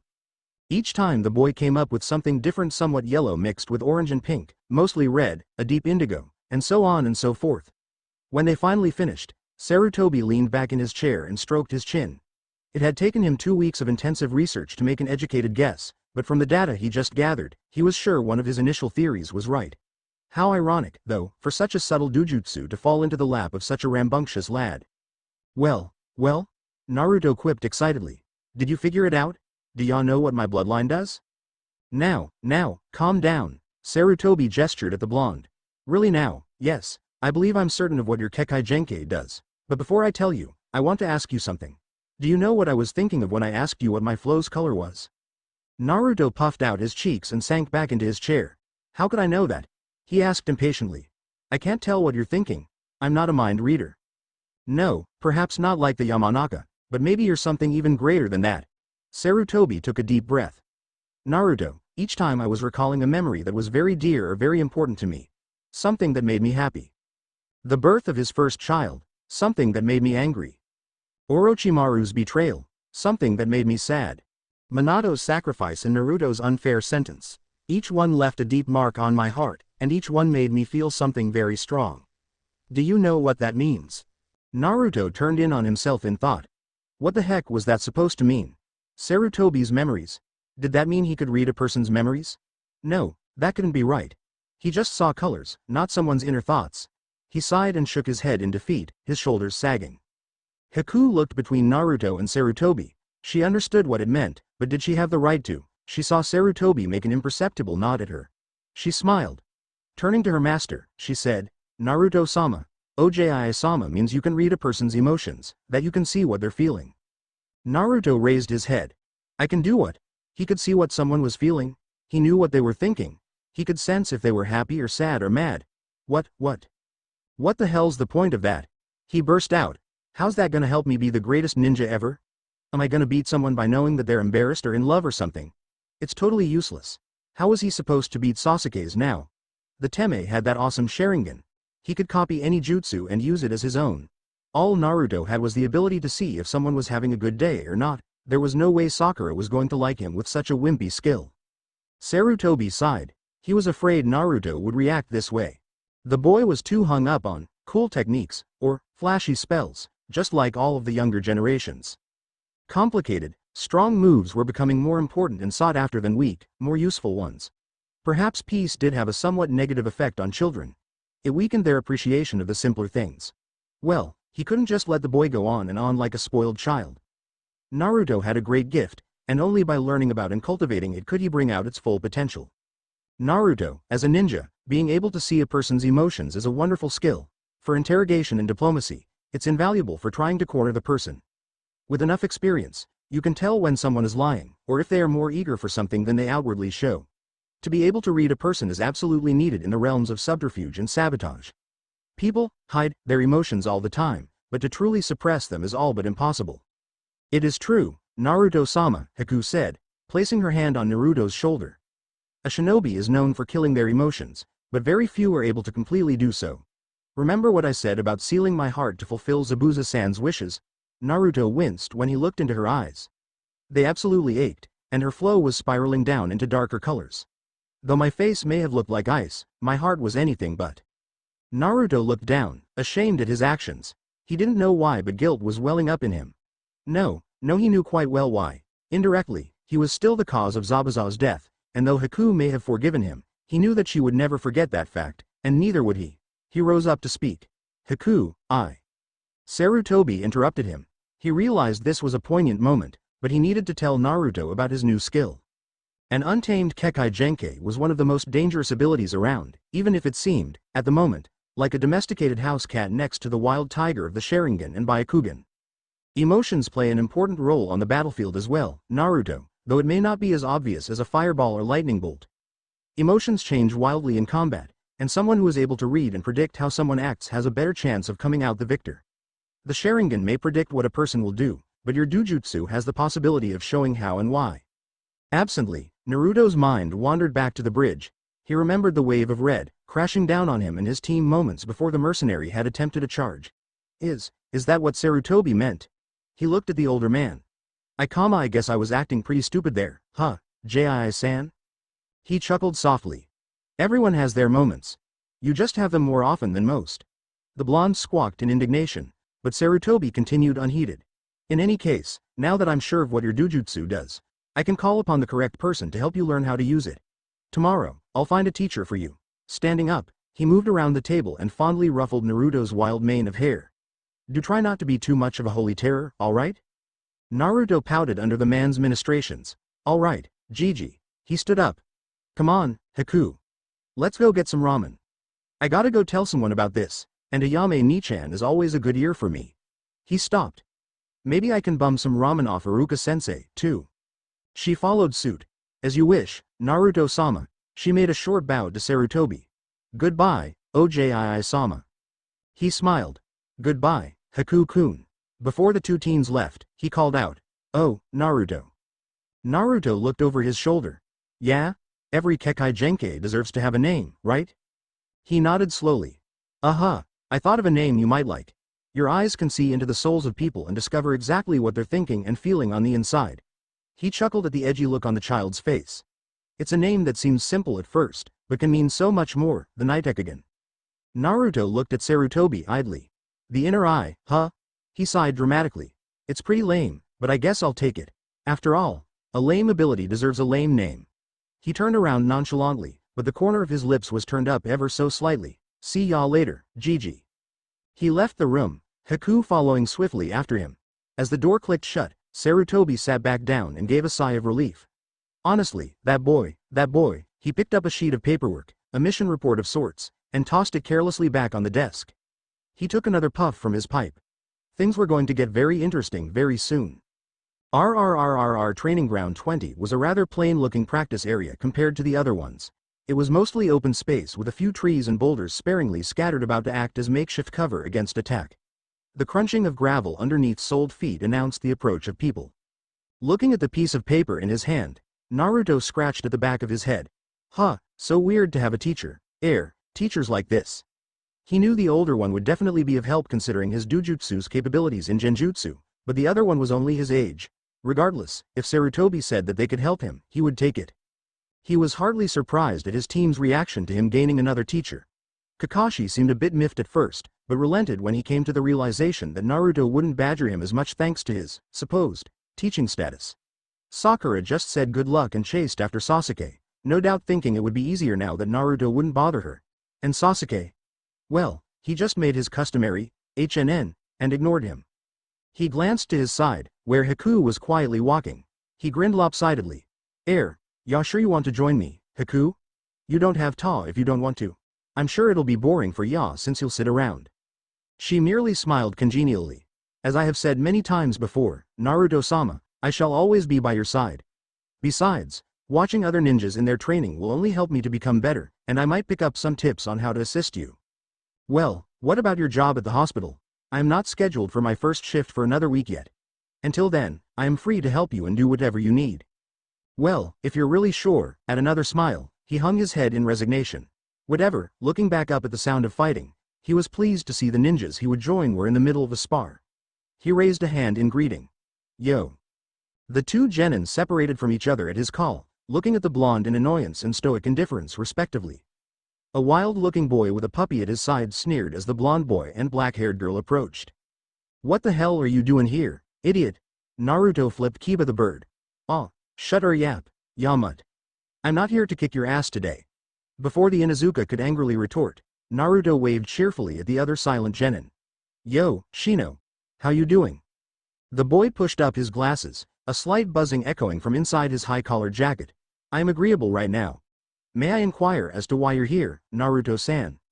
I believe I can answer that, Shino-kun. The teens watched as an attractive woman in her early 20s approached, red eyes gazing, while a much shyer and somewhat mousier brunette scampered by her side. Kurenai flashed a polite smile before talking to her genin. The Hokage assigned me as a partial instructor to Naruto-kun thanks to the awakening of a bloodline in him. He said Genjutsu is a heavy aspect of it, and as one of the foremost Genjutsu users in Konoha, I was found best suited. Kiba turned with a skeptical eye onto Naruto, while Shino just watched cautiously and Hinata looked on anxiously. Huh, a bloodline. Yeah, right, he snorted. As if the dead last could get something as important as that. He's not even part of a clan or anything. Bite me, Kiba. Naruto growled. Ji-san said it's the first of its kind, so obviously it doesn't matter if I'm part of a clan or not. He turned his nose up, looking down at Kiba imperiously. But I guess you wouldn't know something like that when you have the brain of a dog. Shino stepped forward, his eyes hidden behind heavily tinted glasses. Naruto suddenly felt as though he were under a microscope. The sensation of barely kept excitement flowed through him, and he didn't know where it was coming from or why. His thoughts were broken when Shino spoke. If you don't mind me asking, what exactly is your Kekkei Genkai composed of? Naruto grinned. At least someone believed him. It's a dujutsu, just like Hinata-chan's. Speaking of which, he made a flourished bow at the introverted girl. Nice to meet ya, Hinata-sensei. He finished it off with a cheeky smile. Hinata-sensei? Kurenai intervened, seeing that Hinata was too busy blushing at all the positive attention Naruto was lavishing on her, and it seemed like she would pass out at any moment. Sarutobi-sama figured to try and kill two birds with one stone. As it's a dojutsu and also deals with genjutsu in some form, he figured the best way to discover all its intricacies was to bring him to Team 8, which deals with both my illusions and Hinata's Byakugan. Yup. Naruto raised his hands and looped them behind his head, occasionally hopping from one foot to the other. I think it's awesome. I get 2 teachers at the same time, and the more I have, the faster I'll be able to become Hokage. Like you'll ever get that strong, Kiba muttered out loud. Shino gazed back at Naruto. I see, he paused for a moment. As your bloodline is a dojutsu, it must be associated with something optical. The Hyuga's Byakugan allows them to see everywhere and through anything. What does yours allow you to see? Naruto steeled himself for what was about to come next. Even after a day of thinking it through, he still thought the Nitekagen wasn't as cool as the other Kekkei Genkai he had heard of. Still, if Sarutobi said that it could make him stronger, then he would just suck it up, stand up straight, and do his best to make it the most awesome bloodline in existence. He had always been at a disadvantage, ever since he was little, but he always managed to come out on top at the end. With the villagers and their hatred, with the exam and his grades, and, most recently, with Wave Country and Zabuza and Haku, he would find a way to make it better. Forcing the chakra to his eyes, he called out his dojutsu. Nitekagen. The silver rings wrapped their ways around his pupils and begun their rotation. Immediately the flow burst into existence as colors radiated from the people around him. Naruto spent the next few minutes explaining the basics of what his ability did. His fear that his skill would be laughed at was not unfounded. Kiba was laughing so hard his sides hurt and he bent over, accidentally tossing Akamaru to the ground in the process. You can see feelings? Huh. That is the most worthless thing ever. What are y'all gonna do? Hug your opponent into submission? His mirth dissolved into feral barks. I knew you were Adobe, but even when you get some superpower, even that's dead last. Sometimes, a bit of subtlety can mean all the difference against brute strength. Kiba's joyful mockery caught in his throat as a wave of killing intent swirled around him, mixed with a sudden drop in the temperature. His eyes locked onto the dark brunette next to Naruto, who he had ignored up till now since he was too focused on taking Naruto down a peg or two. Now, he wondered why he hadn't noticed her in the first place. Luxurious long hair, alabaster skin, dark eyes and a slender figure made her fit the perfect image of a royal courtesan. Her face was tender and calm, her eyes wrinkled ever so softly in sweet glee and her mouth matched with joyful aplomb. At first glance, she seemed like a docile, beautiful young woman. But the more instinctual part inside of him, the one that made him more animal than human, was shouting at the top its voice that she was dangerous. That one small mistake would see him gutted and left for the crows. Kiba watched in total stillness as Haku went on, her voice laced with velvet. A shinobi knows to use all of his tools in battle, that nothing is valueless when in the heat of the moment. Someone who just plows on ahead recklessly can quite easily fall into a trap that was laid with the smallest of effort. A shinobi who doesn't take note of his surroundings often has the making of a shinobi that doesn't return from a mission. Nothing was said. Kurenai watched as her student fell underneath not a technique, but simply a careful usage of killing intent and body language. The girl knew what she was doing, and Kurenai wasn't going to interfere. Sometimes, Kiba needed to have his pride shaved off every once in a while. Still, that girl, she hadn't received any information on her in the report she'd received other than that she was somehow related to the young Uzumaki. For the first time, Hinata spoke up. Who? She raised a shaky finger and pointed at Haku. Who are you? She didn't like the way that the girl was standing next to Naruto. The brunette was acting far too familiar for her liking. And Naruto was acting like nothing was amiss, that it was normal for such a lovely lady to be in his presence. Not for the first time, she felt so ordinary and unappealing. Forgive my discourtesy. Haku bowed as she formally introduced herself. It is a pleasure to make your acquaintance. My name is Haku. I am Naruto-sama's friend. She's my friend.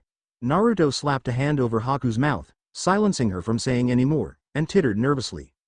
The last thing he needed was her to start her spiel on their whole master-servant relationship. As much as he liked Haku, her devotion to being his tool often brought more trouble than help. Long story short, we met during one of our missions. She wanted to become a ninja, so she followed us back to Konoha, and now works as a medic nin at the hospital and part-timer helper for me. Naruto may not have been a great liar, but there were enough truths in his explanation to pass somewhat adequately. Haku paused as Naruto looked at her plaintively and Team 8 watched in confusion. If that was what her master wanted, then she would simply have to acquiesce to his wishes. She beamed at them, her words carefree and lilted.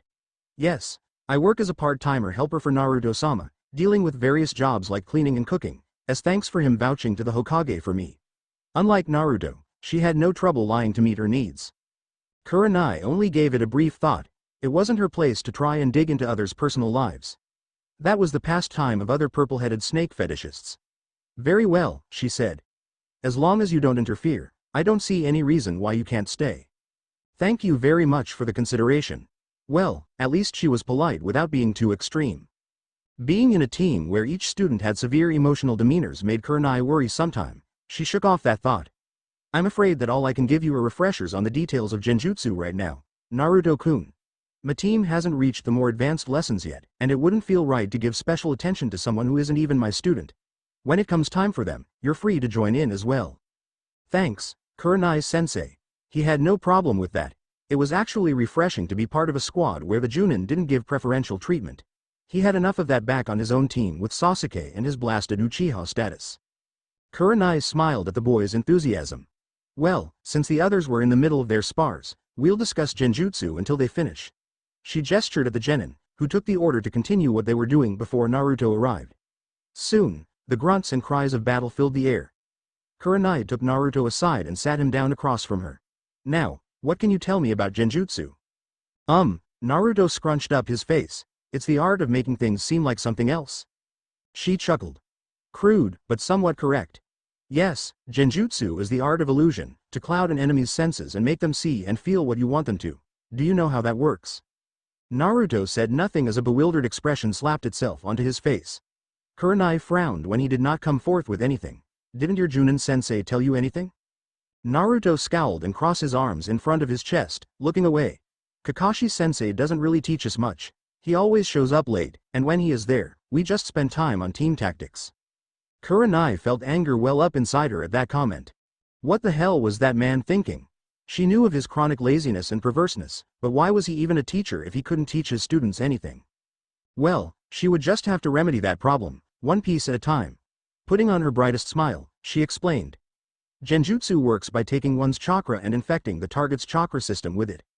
By doing so, we can force their system to register what we want it to, resulting in images or sounds or even physical sensations that only the target can feel. In other words, genjutsu users rewrite the systems of people so they react in the way we want. Yeah. Ji-san said something about the infection of the chakra system, but I didn't really know what that meant. Yes, that's the basics of genjutsu. However, with a strong enough genjutsu, other parts of the human body can be affected like muscles and the nervous system. That's why powerful genjutsu users are known to be able to kill people simply through illusions. Awesome. Does that mean I can do that, too? She smiled bitterly. Sorry, Naruto-kun, but only people with very high chakra control can become genjutsu experts, and from what I've been told, your chakra control is not nearly good enough. The boy frowned, and she patted him on the shoulder in consolation. However, from what I've gathered from Sarutobi-sama, your dojutsu allows you to see through genjutsu. If that's the case, then rather than a genjutsu expert, you could be a genjutsu destroyer. With practice and knowledge, you could easily break through any genjutsu cast against you. The boy's mouth exploded into joy again. Wait, seriously? That would be even more awesome? He could use kick-ass ninjutsu, and anyone who used genjutsu on him would just get their asses kicked. That would be great, and Sasuke would be totally jealous. Suck on that, Sharingan Boya. Yes, but there are still some things I have to confirm, so if you could humor me and let me test some genjutsu on you, I can begin to narrow down the specifics of your genjutsu resistance. He snapped to attention. Right, Kurenai-sensei. She giggled at his exuberance. Then let's begin. Her hands began moving through the necessary seals. I've been told that you're resistant to most low-level genjutsu, and that you react strangely to high-level ones when your dojutsu is activated. What I'm about to cast is a B-level technique that should bind your arms and legs to prevent you from moving and cause me to disappear. When cast, attempt to move and catch me. Okay. Here we go. Megan. Jubaku Satsu. The name came out like a whisper as Kurenai melted from view. Her flow stayed in place, and Naruto was about to move to touch her when he found his feet were rooted to the ground. Quite literally, in fact. Vines and roots had wrapped their way around his legs, crawling higher and higher up his body. As they reached his torso they spread out, twisting and twining into branches, leaves, and various fruits and flowers. When Naruto attempted to yelp in panic, the bark grew over his mouth, silencing him. Eventually he was swallowed completely into the tree. He was frozen, completely restricted in his movement and not able to do anything to fight back. Is this what a genjutsu mistress could do? Make him feel like he was totally helpless? He didn't like it at all. Her flow glided back and forth, mocking him, telling him that no matter what, he would never catch its owner. Just when he felt he couldn't take it anymore, the illusion vanished, and he collapsed to his knees, panting harshly. Kurenai rushed forward, only beaten by Haku, who was already soothingly rubbing the blonde's back while whispering comforting nonsensical words. Kurenai placed her hands on both his shoulders. "I'm so sorry, Naruto-kun. I didn't think it would have that much of an effect. When the Hokage said that you were still slightly affected by the illusion, I thought that it was only phantom sensations, not the full effect." Naruto took a deep breath of air, glancing at the fretting woman. It felt nice being worried over like this. Kakashi-sensei always said to just suck it up whenever he was hurt during training. Haku's gentle motions on his back were nice as well. He threw a thumbs up and grinned crookedly. That's nothing, I feel great." Kurenai gave a sigh of relief. It'd be awful if she broke the young man's mind. Despite his bravado, he was obviously shaken, but it wasn't as bad as it could have been. "That's good. But do you see now what I mean about genjutsu being dangerous? You couldn't move at all, right?" "Nope, but I could still see well, your colors anyway." "I see." She stood up and peered over at her team, who had stopped when they saw Naruto had collapsed. She made a comforting gesture and bade they go back to training. They obeyed, and Kurenai turned back to Naruto, who had been helped to his feet by Haku. "Well, now I'm beginning to understand a bit more about your Nitekigen, Naruto-kun. Your eyes bypass any visual corruption and always see where a person is, but the rest of your body is still subject. We'll just have to work on you being able to tell the rest of your body to ignore such incorrect signals." "Roger." She sighed tiredly. "Really, maybe he was a bit too lively. Then let's continue.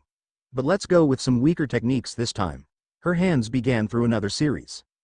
D Dujutsu or K Kekai Genka Kai that are focused on the eyes. Because of this, a Dujutsu user's VV zone is the most important thing. So, it's very rare that someone with a Dujutsu has bad eyesight. Naruto was sitting across from Hinata as she stuttered her way through explaining the basics of optical-based bloodlines. Haku had left some time ago, stating that she had to go buy food for dinner. When she was gone, Kiba had immediately pounced on the boy, asking all kinds of questions, common and inappropriate, about the ice beauty. It seemed like the physical facet of him had already pushed out the fear caused by the brunette for other reasons. Luckily, Kurenai had quickly reprimanded the boy, shooing him away so that Naruto and Hinata could be left undisturbed. Kiba promised he would get the answers out of Naruto later, though. Naruto nodded absently. It was hard to pay attention to Hinata. He was excited that he was learning more about his Nitekigen, but at the same time he was still not of the demeanor to just sit and listen as someone lectured him. If he was, he would have done a lot better in the academy. Still, the least he could do was put some effort into paying attention, though Hinata's constant halting halfway through her explanations was starting to grate on his nerves. Although a Dujutsu is still passed genetically, the eyes hold the most information on the eye's genetic and physical changes. So, if someone stole a Hyuga's eyes, they could maybe use the Byakugan as well? Hinata flinched as though he had stabbed her. Naruto wondered why her face had grown so twisted all of a sudden. Her flow had taken a deep dive into the darker end of the spectrum, circling into purple, indigo, and black. Why yes, that's right. So lots of clans make sure there are ways to keep that FR from happening. Naruto decided not to push the issue. If Hinata was bothered by it, and it was obvious she was, then he would just let her keep her secrets. He didn't need to scare the girl any more than she usually was. What about you, Hinata-chan? When did your Dujutsu first activate? She looked down, her bangs covering her eyes. No, normally a Hyuga's Byakugan awakens in early childhood, from F4 to S6. Her tone became even more melancholy. I was a bit late. Mine didn't awaken until I was 8. Naruto slapped a hand on the ground. Still beat me, he laughed. Hinata looked up at him questioningly. Mine just activated and I have no clue how the hell it works. So, see, you're a lot better than me when it comes to Dujutsu. A shy smile passed through Hinata's face. And Naruto-kun, she looked him in the face. Yes. For the next hour, the two resumed discussing the nature of optical-based bloodlines, Naruto asking questions whenever he didn't quite understand something and Hinata answering to the best of her ability. When the two took a break to just talk, Hinata took the opportunity to ask something she had wanted to know since he had arrived. Naruto-kun, he twisted his neck from watching Kiba argue with Akamaru and Shino scrutinize a colony of ants to look at her. She poked her fingers together, refusing to meet his eyes. What exactly is our relationship with Haku-san? Didn't I say already? We're friends. Hinata nodded carefully. Yes, but, you said she works for you. Why would a total stranger just up and move to Konoha to work for you? Naruto swallowed. He had figured this question would come up eventually, but he never thought the one asking it would be Hinata. She just seemed too shy and proper to be the kind of person to ask about others' personal lives. Still, he had come up with some kind of explanation, and unlike the initial rushed one, this he had been putting actual thought to. I kinda sorta caused Haku to lose her job. Her boss was the biggest ass you'll ever meet, but she still cared about him a lot and she took it hard. I made a rash promise to help her out, and she really took it to heart. Okay, so it was an extremely watered-down version of what really happened, but it was hard to explain to a person that the person who served you now originally served under infamous Noob Nin who had attempted a coup d'état of a hidden village. Her boss was a retired ninja, so he taught her some moves, and she figured she'd become an actual kunoichi. She took my promise and kinda ran with it, so now she's here in Konoha. Oh, Hinata looked down. She couldn't imagine what kind of relationship they had. Naruto had gotten her fired, but then offered to take care of her afterward. Well, she could imagine some things, but they weren't the type a proper heiress should consider. A heavy blush took over her face as she considered the possibilities. If only she had managed to become connected to Naruto in such a way. Then, where does she live now? If Haku lived far away, then maybe she still had a chance. Oh, we share the same apartment and, Naruto stopped and slapped a hand over his mouth. It was too late. Hinata had gone completely wide-eyed, and her blush had deepened to her complexion to maroon. Her fingers were grinding into each other as she looked through Naruto with the Hyuga equivalent of the 1,000-yard stare, which was made all the creepier thanks to her milky, pupil-less eyes. Naruto was amazed as her flow flashed through a variety of colors before whirling into a mixture of pink, green, and orange. It whipped around her like a summer monsoon, raining everywhere before crashing upward. It appeared like it wanted to swallow him up, as it kept falling towards him before quickly pulling itself back. His eyes widened as a stray thought passed through his mind. The hue of colors was strange, but, did it mean, the blush, the stare, the color scheme that was somehow similar to Kakashi whenever he read those Icha books of his? Hinata, are you thinking of something naughty? Eep. Naruto watched as she slumped to the ground, her eyes still open even though she had passed out. He blinked as the rest of Team 8 came running to find out what happened. Was that a yes? The clinking of chopsticks on ceramic bowls filled the small room. Naruto glanced across the table at Haku, who was slowly and gracefully eating her meal. He chewed on the ends of his chopsticks before reaching for some more rice. Ever since Haku had arrived, she had made it a rule that they would have at least one meal a day that didn't involve ramen. She had gone on about how ramen didn't have the proper nutrients and that Naruto was currently suffering from a calcium deficiency, and the like, but it all went over his head as he considered the true problem: no ramen. Ramen was his sustenance, his mana, his reason for living. If he couldn't eat have 3, 4, even 5 times a day, then what was the point? Although it was nice that Haku was asserting herself for once, saying that he had to have a proper diet. And it was great to have someone make him a home-cooked meal. The few meals he had eaten at Ichiraku's that weren't ramen were pleasant and wistful memories for him. Besides, Haku had put all this time and effort making the meals for him, and had even spent part of her salary buying various potteries, appliances, and cooking and eating utensils for them. After all that, if he couldn't just stop being selfish and appreciate what the girl was doing for him, then he was little more than a villainous cad. What that was exactly he wasn't quite sure, but Sarutobi had used it once or twice so he figured it was bad. His chopsticks tapped against the bottom of the bowl. He blinked when he realized he had eaten everything while in thought. Haku looked up from her meal at the sound. Would you like seconds, Naruto-sama? Sure. He handed the bowl to her, which she soon filled with rice from the rice cooker she'd recently bought, and returned it. With a smile, she returned to her food. Naruto nibbled at his rice a little more before he sighed and placed the bowl and chopsticks down. Haku? Yes. Is something wrong? He shook his head. No, nothing's wrong. He paused. Well, maybe. Another pause. I don't know. She placed her hands in her lap. Could you maybe tell me? It might help. Naruto sighed again. Haku, am I a good ninja? Her brows drew together in confusion. Naruto-sama? He rested his chin on a hand, his elbow on the table. I mean, watching Kurenai-sensei's team really got me thinking. They train in spars, genjutsu, ninjutsu, and all that. Kakashi-sensei barely trains us at all. And when I watched how hard Hinata-chan and the others practice, I can't help but feel like I'm not good enough. He stared at her, looking for a response. Ya know? Haku was quiet for a couple seconds. When she returned his gaze, her eyes were serious, her mouth drawn into a tight line. Would you like my honest opinion? Naruto swallowed. Yeah. She took a deep breath. Your stamina and chakra reserves far outclass almost any ninja I've ever met or fought. Even Zabuza-san could hardly hold a candle to you in that aspect. Your physical strength is above average, and your aptitude with thrown weapons is normal for a genin. And you are highly unpredictable, which is crucial for a ninja. However, Naruto involuntarily winced at the inevitable tongue lashing he was about to receive. Your chakra control is negligible, hardly worth anything at all. You don't plan ahead, you have no penchant for tactics despite your unexplainable victories, your taijutsu style is crude and will probably get you killed if you fight against someone who is better trained in it, and your capability with genjutsu is not worth mentioning despite your kekai genkei. You have no variety to your ninjutsu, preferring to spam the only technique you know. You are not quick enough, not precise enough, and you rely too much on your stamina to put any effort into defense. Naruto felt himself retreating further with every complaint levied at him. He knew he wasn't the best ninja around. Sasuke had always held that title. But he had always felt that he was at least a good ninja. But when he thought about it, what Haku had said was true. If it weren't for Sasuke saving him and the emergence of Kyuubi, he'd be the one lying in a near-death state on the bridge in Wave Country. He laughed sheepishly. That bad, huh?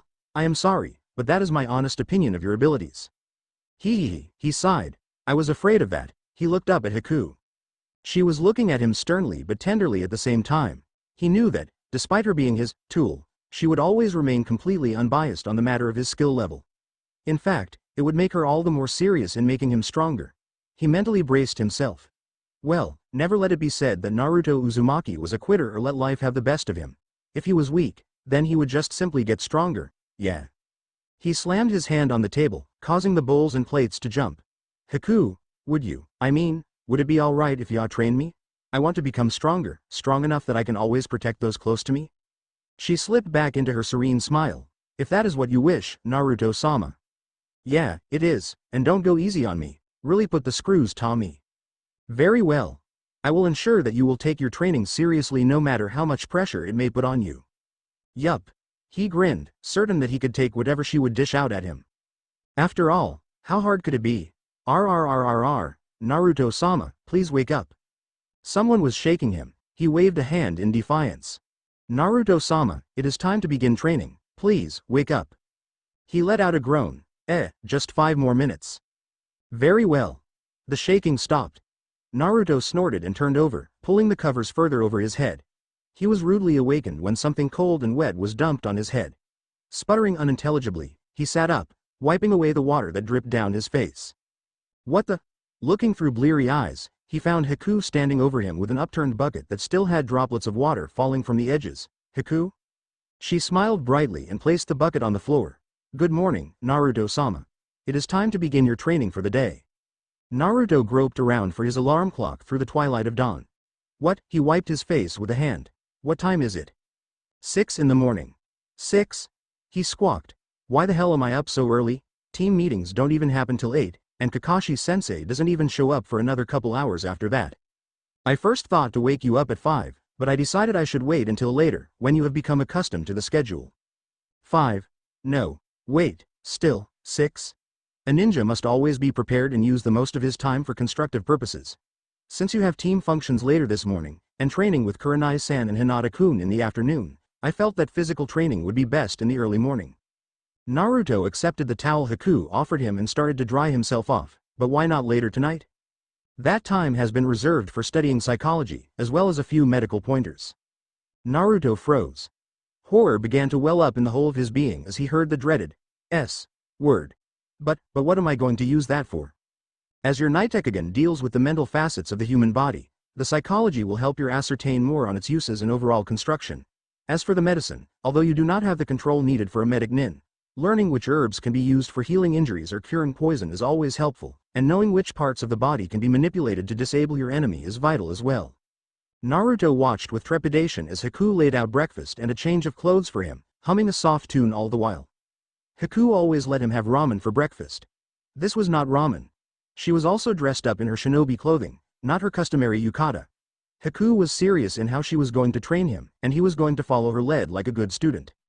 He tittered nervously as he felt his life fade away. I'm going to regret asking you to teach me, aren't I? Haku smiled, that brilliant smile that spoke of so much love and affection and downright niceness. Yes, Naruto-sama. He was in hell. RRRRR, so, what are we supposed to be doing here? Naruto cased the training grounds they were supposed to practice in. It consisted of wide open plains with a small lake taking up about a third of its area. He and Haku were currently by the deep part of the lakeside, Haku placing down a variety of objects ranging from shuriken, senbon, iron balls, and even a small straw basket. When she was sure everything was in its proper place, she turned back to and addressed Naruto. The first part of your training will be to increase your mobility so you will not be caught so easily in combat, and also to teach you a few new jutsu. Naruto jumped up at the prospect of learning new techniques. Awesome. Let's get to it then. If this was what he could look forward to, then bring on the dearth of ramen and the unsavory, and probably painful, training. Haku giggled at his enthusiasm. Very well. She pulled a small slip of paper out of her gi's pocket. Here, channel some chakra through here and we'll discover your elemental affinity. Naruto quirked an eyebrow. Elemental affizuwa. Elemental affinity is what a shinobi has that determines what kind of elemental chakra they can use the easiest. I visited Oji-sama last night, and he gave me this special chakra that will reveal what your affinity is. Mine are water and wind thanks to my Hyouten bloodline limit, meaning that I can use water and wind jutsus much more easily than any other kind. So, this will tell me what kinds of jutsus I can use, Naruto tried to reason. At first, but with enough training you can learn to use every type of elemental jutsu. Alright. Then let's get started. Naruto placed his hand on the paper slip and channeled a little bit of chakra into it. It split neatly down the middle. Huh, what does that mean? It means that you are a wind type, Haku said, placing the used slip back in her pocket. That is a good thing. It means I can teach you the few techniques that I already know. Though I primarily work in water jutsu, I do know a few low-level wind ones. Great. So, what do I learn first? Can I cut a boulder in half, or how about blowing over an entire forest? Naruto was salivating at the idea of what he could do. Haku smiled. The first thing to learn is how to walk on water. Naruto's eyes stopped shimmering and drool stopped trickling out of the corner of his mouth. What does that have to do with learning wind jutsu? It doesn't, it has to do with you learning better chakra control. Naruto gaped. Then he stomped his foot on the ground for good measure and shouted. Then what was the point of me doing the whole element whatever paper thing? Haku raised an arm to her mouth to muffle her laugh. For preparation. I needed to know what your affinity was so I could get ready whichever jutsu you could use. Finding out that you are a wind type just makes it easier for me. She laughed again at Naruto's pout, her voice like the tinkling of a bell. Oh, please do not scowl, Naruto-sama. Learning how to water walk will only help you. Naruto frowned and crossed his arms. Oh really? How? You already learned how to tree walk in wave, correct? He rolled his eyes. How could he forget? Him passing out from exhaustion because of tree walking was how they first met. Water walking is simply the next step up. By learning to do so, you will not only learn how to conquer difficult terrain when in an environment such as water country, but it will make it all the more easy to use your jutsu since your control over them will be better. Naruto heaved a great sigh. It wasn't like he had much of a choice in the matter. If he wanted to get better, he had to listen to Haku. After all, it had been him that asked her to train him, not the other way around. Okay, Haku. I'll do it. She smiled again. Very good, Naruto-sama. She began towards the lake. Water walking is much more complex than tree walking. When using chakra to stick to a tree, you are only moving on a solid surface, so you must only learn how to exude a constant amount of chakra. As she continued talking, she placed a foot on the lake's surface. Naruto watched in awe as she moved about 20 feet from the water's edge, but still seemed as composed as though she was on solid ground. However, water is constantly moving, it never stays in one place. Because of this, you must constantly monitor your flow of chakra to match the buoyancy needed to stay afloat. This requires much more concentration and attention to detail, as expelling too much or too little chakra will always end with you sinking. Cool, Naruto immediately discarded his pervious notion of this being boring. If he could walk on water then he could walk anywhere. He'd be like a frickin' spider, sticking to any surface possible. Okay. Let's do this. First gather chakra to the feet in. He took one step onto the lake, and fell right in. Gia. He scrambled out of the water as quickly as possible, his teeth chattering. The water was freezing. It was near the end of spring, but he could have sworn the water was like it was in the middle of winter. Over his shivering he could hear Haku's melodious laughter. He glared at her. She covered her grin with her arm again. I forgot to mention that I lowered the temperature of the water with my Hyouten to just above 0 degrees Celsius. It should act as motivation to master this lesson sooner. For the first time, Naruto noticed that there was a thin sheet of frost underneath Haku's feet that spread out about a meter or so in every direction. He grimaced and readied himself for the next try. Unbeknownst to him, his mind was mirroring the same thought Zabuza had considered not too long ago. She is such a sadistic little brat. RRRRR night was always the worst. 10 little ninja, dancing oh so fine. Along came a raccoon, and then there were 9. He could never escape the dark. 9 little ninja, standing at the gate. Along came a tiger, and then there were 8. It chased him, hunted him down, never let him go. 8 little ninja, singing up to heaven. Along came a turtle, and then there were 7. No matter how hard he struggled, how much he fought back, it didn't make a difference. 7 little ninja, making candle wicks. Along came a monkey, and then there were 6. The darkness swallowed him up, laughing in cruel, maddening joy at his plummet into the unknown. 6 little ninja, collecting honey from a hive. Along came a horse, and then there were 5. At least during the day he could escape the stares, the hate, the unrivaled loathing that followed him everywhere. 5 little ninja, watching the rain pour. Along came a slug, and then there were 4. But not during the night. The night always brought things back and forced him to relive it all. 4 little ninja, hiding in a tree. Along came a beetle, and then there were 3.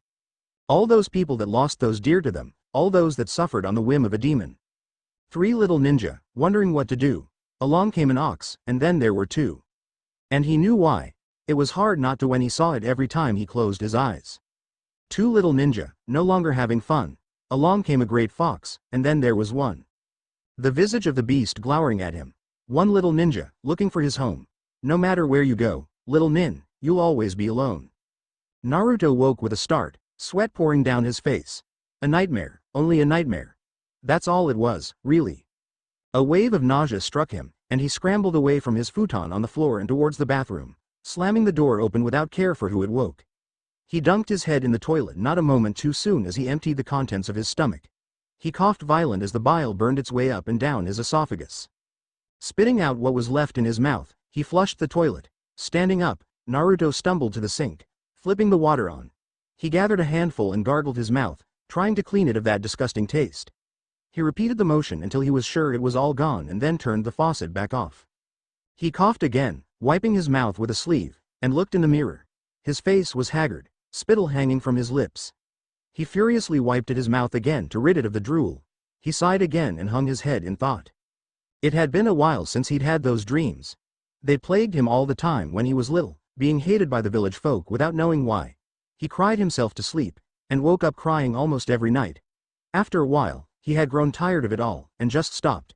He just stopped crying. It was doing him no good and wasn't helping any, so he stopped. The nightmares had ceased soon after that. But now they were coming back with a vengeance. Perhaps not as hard or as frequently as when he was young, but they were clearer now and hurt even more because of that. That song, it was a children's poem sung by Ninja, the 10 little ninja. At first it just seemed a bit creepy, but it was suitable for introducing early on the dangers of being a ninja. But now, Naruto knew the true meaning of the song, why it echoed deep within his heart, and why it continued to exist despite being centuries old. Biju and the Jinchuriki. He rubbed his face with a balled-up fist. The reason that song had come to mind was all thanks to his night Ekkogen. He had come to use it to look at various people and how their flows differed from each other. When he was in wave, the people had such a rich variety of colors and hues and shapes. Naruto wanted to see if the same held true for those in Konoha. What awaited him was worse than any punch or kick in the gut had ever been. The flows seemed normal at first, but as soon as he had caught the villagers' attentions, everything had gone all wrong. A dark mixture of ebony and crimson. That was what greeted him with every face turned his way. He didn't need to know much about psychology or whatever to know what it meant. Pure, unadulterated hatred. It was one thing to know that most of Konoha hated him, it was another thing completely to see their resentment. Dark, rich, and all-consuming. He chuckled bitterly as he made his way back to his futon. He wasn't surprised to see Haku up and looking at him from her bed, her eyes filled with concern. Is there something wrong, Naruto-sama? He looked at her. Naruto still hadn't revealed his secret of being the human container of the Kyuubi no Kitsune to Haku, even after all the time spent with her. He was still afraid, still so uncertain as to how she would react. Would she hate him? Fear him? Would she run away after discovering just who and what he was? No, Haku wouldn't do that. Haku would understand. Haku would know who he was, not who he held inside him. Naruto gripped the ends of his sleeves. Actually, he started, his voice low. There is something I want to tell you. Haku shifted so that she was facing him, her legs still underneath the sheets. What is it? Promise me you'll listen to me all the way through before you say anything? His tone was cautious, hopeful, vulnerable. Of course. Okay, well, it's like this. He cursed himself for not sounding stronger, not resolute enough, but went on. He told Haku everything.